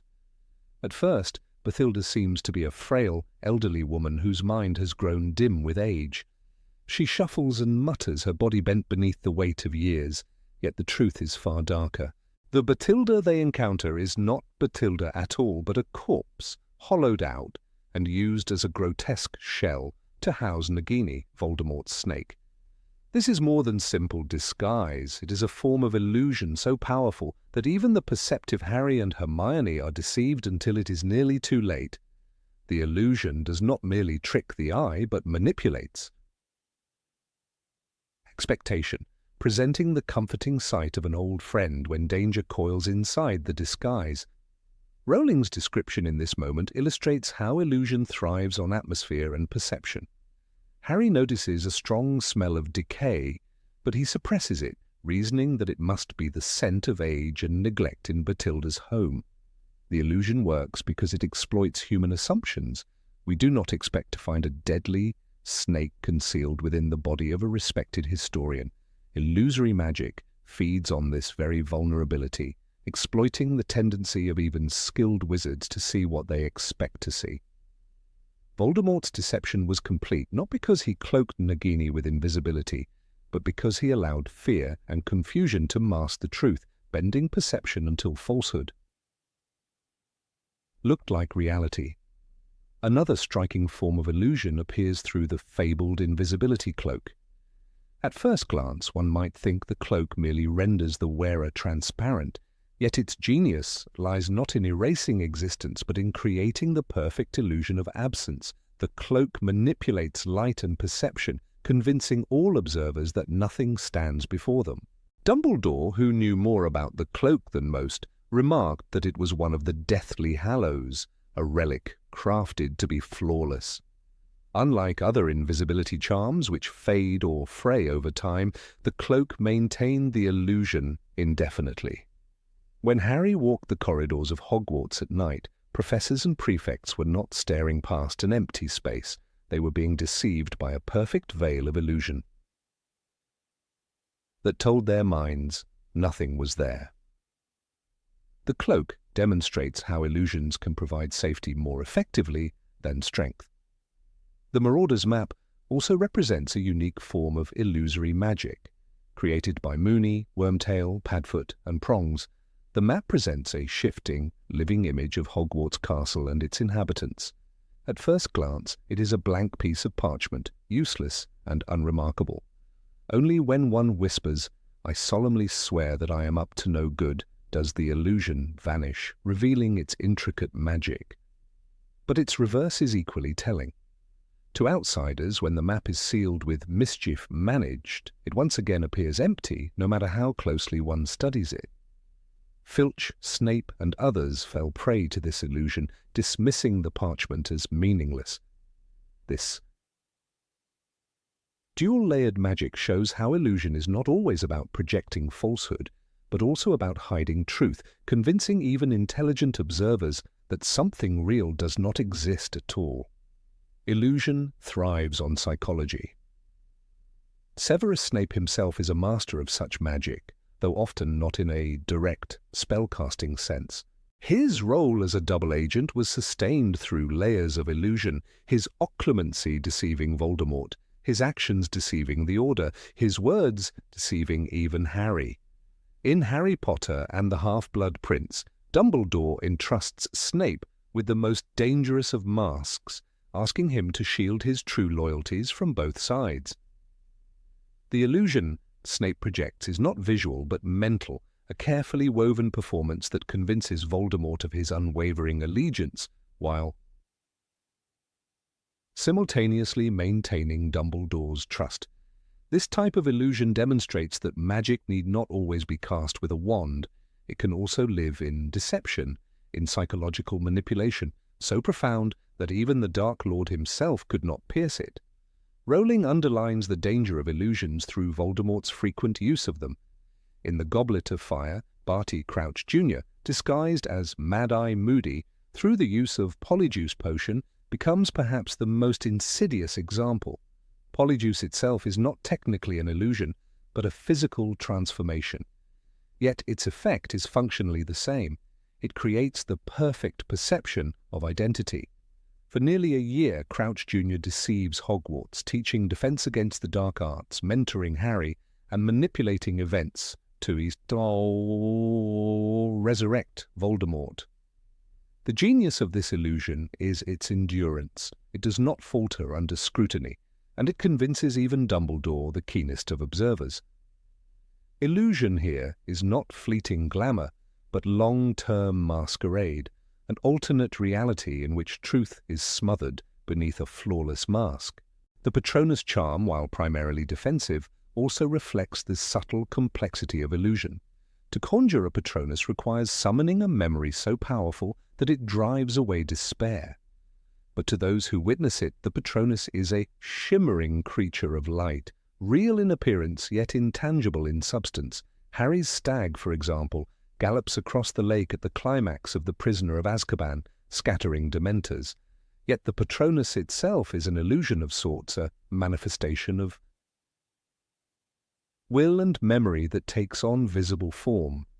Lupin explains, the Patronus is a kind of positive force, a projection of the very things that the Dementor feeds upon: hope, happiness, the desire to survive. The creature looks alive, but it is not alive. It appears substantial, yet it cannot be touched. This makes it a paradoxical spell, an illusion so potent it can drive away creatures of darkness. Even the mirror of Erist functions as a masterstroke of illusion. When Harry first discovers it, he sees his family standing beside him, smiling, whole, and alive. The mirror does not lie, but it also does not reveal truth. It presents an illusion of possibility, reflecting desire rather than reality. Dumbledore warns him it does not do to dwell on dreams and forget to live. The illusion here is dangerously intoxicating because it speaks to the heart, not the eyes. Ron, too, is ensnared, seeing himself crowned as head boy and Quidditch captain. In both cases, the illusion preys on longing, weaving a vision so vivid that it blurs the line between dream and truth. Unlike other illusions, this one cannot be dispelled with a counter-charm, for it is rooted in the viewer's own soul. The enchantments protecting the Philosopher's Stone inside Hogwarts are also riddled with illusion. Consider the final challenge designed by Professor Dumbledore himself. When Harry looks into the mirror of Erist, the illusion is once again central. Voldemort, inhabiting Quirrell, expects to see himself gaining the stone, but Dumbledore's enchantment ensures that only the one who wants to find the stone but not use it would actually acquire it. The illusion here is multi-layered. Voldemort sees what he expects, but Harry is given the real object through the manipulation of desire. And this reveals how illusions can be weaponized not only to hide truth but to grant it selectively, rewarding purity of intention while deceiving selfish ambition. Throughout the Triwizard Tournament, illusion again asserts its place as one of the most dangerous forms of magic. The third task, set in the maze, is saturated with spells that distort perception. Hedges move of their own accord, shadows twist, and creatures appear where none should be. When Harry and Cedric confront the Sphinx, the creature itself is less of a physical threat than a riddle designed to deceive. Even the Portkey Cup at the end of the maze is an illusion of triumph that conceals betrayal and death. To the champions, it represents victory. In truth, it is a snare crafted to deliver Harry into Voldemort's grasp. Such illusions are devastating because they twist triumph into disaster, hope into despair, and trust into betrayal. The Dementors, too, are creatures built partly on illusion. Their presence is physical, but their greatest weapon is perception. They force victims to relive their worst memories, convincing the mind that terror is happening anew. Harry collapses at the sight of them on the train, hearing his mother's screams. This too is illusion, an echo conjured by the Dementor's power, so convincing that the mind responds as though the horror were real. The illusion strips away defenses and replaces them with helplessness. To fight a Dementor is to resist the illusions of fear and despair it projects, a battle of perception as much as strength. The enchantments surrounding Grimmauld Place, the headquarters of the Order of the Phoenix, are also illusions of immense scale. The Fidelius charm hides the house from all who are not told its location by the secret keeper. For the uninitiated, the house simply does not exist, the eye sliding past its location as though it were a gap between numbers.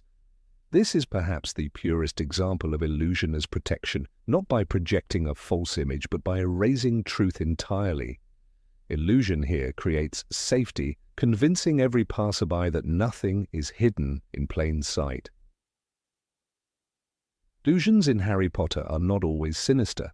Sometimes they protect, comfort, or inspire.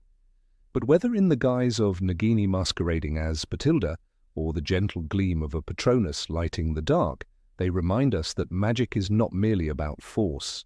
It is about perception. The wizarding world is built on a fragile balance between truth and deception, and illusion stands as one of the most intricate, dangerous, and fascinating branches of its power. For in this universe, to see is not always to believe, and to believe is not always to see. Number 26. Magic of the Deathly Hallows. The Elder Wand, the Resurrection Stone, and the Invisibility Cloak are more than just relics of wizarding folklore. They embody the tension between power, mortality, and humility in the Harry Potter universe.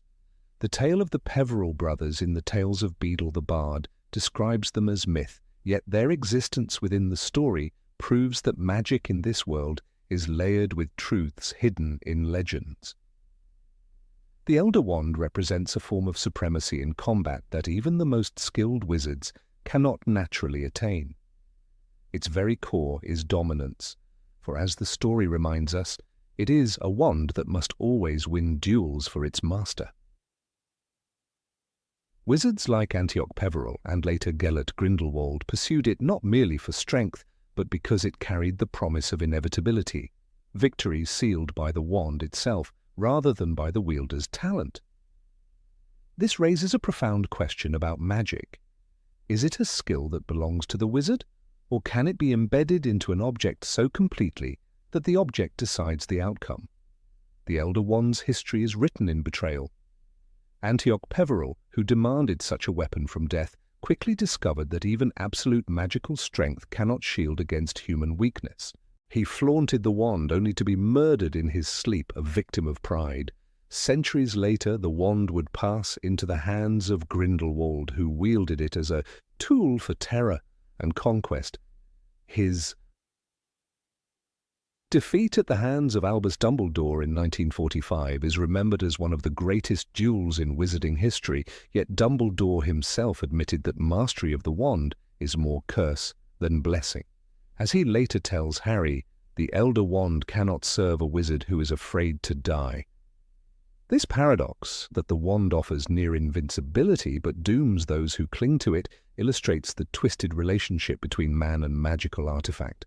Magic is not neutral. It bends to character, magnifies flaws, and reflects the wielder's deepest desires. The Resurrection Stone carries a different weight, rooted not in victory, but in grief. Cadmus Peverell asked Death for the ability to recall loved ones, and the stone granted him the illusion of return. The enchantment summons shadows of the dead, not their true selves. In the Deathly Hallows, the text states, "Though they appeared sad and cold, They did not belong in the mortal world. Cadmus, overwhelmed by the difference between memory and reality, took his own life to join the woman he longed for. This tragic tale underlines the fundamental boundary magic cannot cross, the permanence of death. Unlike the Elder Wand, which thrives on bloodshed, the stone is built upon yearning. It is not evil in itself, but becomes poisonous in the hands of those unable to accept loss. When Harry holds the resurrection stone in the Forbidden Forest, moments before walking to his death, the contrast between Cadmus and himself becomes clear. Harry does not use the stone to anchor the dead to his world. Instead, he seeks their presence as courage, not possession. James, Lily, Sirius, and Lupin surround him, giving him strength, yet they do not remain. He drops the stone in the forest floor, never to use it again. His understanding of death, taught to him through years of loss, allows him to embrace mortality. This single act illustrates the wisdom at the heart of Rowling's narrative. Magic that tries to defy death can only ever be incomplete. The resurrection stone is not a triumph over death, but a mirror reflecting human frailty. The invisibility cloak, however, resists the corruption tied to the other hallows. Ignotus Peverell chose differently from his brothers, asking death for something that would allow him to hide. Unlike Antioch, he did not seek dominance, and unlike Cadmus, he did not seek to overturn natural laws. His cloak was not the usual charm-induced invisibility that could be dispelled by enchantments like hominum revelio or muffliato. The text in The Deathly Hallows describes it as a true cloak of invisibility, impenetrable even to the eyes of death himself. Ignotus wore it until old age, then passed it to his son, meeting death as an equal when the time came. This quiet humility set him apart. Where his brothers fell to greed and despair, Ignotus embodied acceptance. His choice redefined the idea of magical power, not to control but to endure.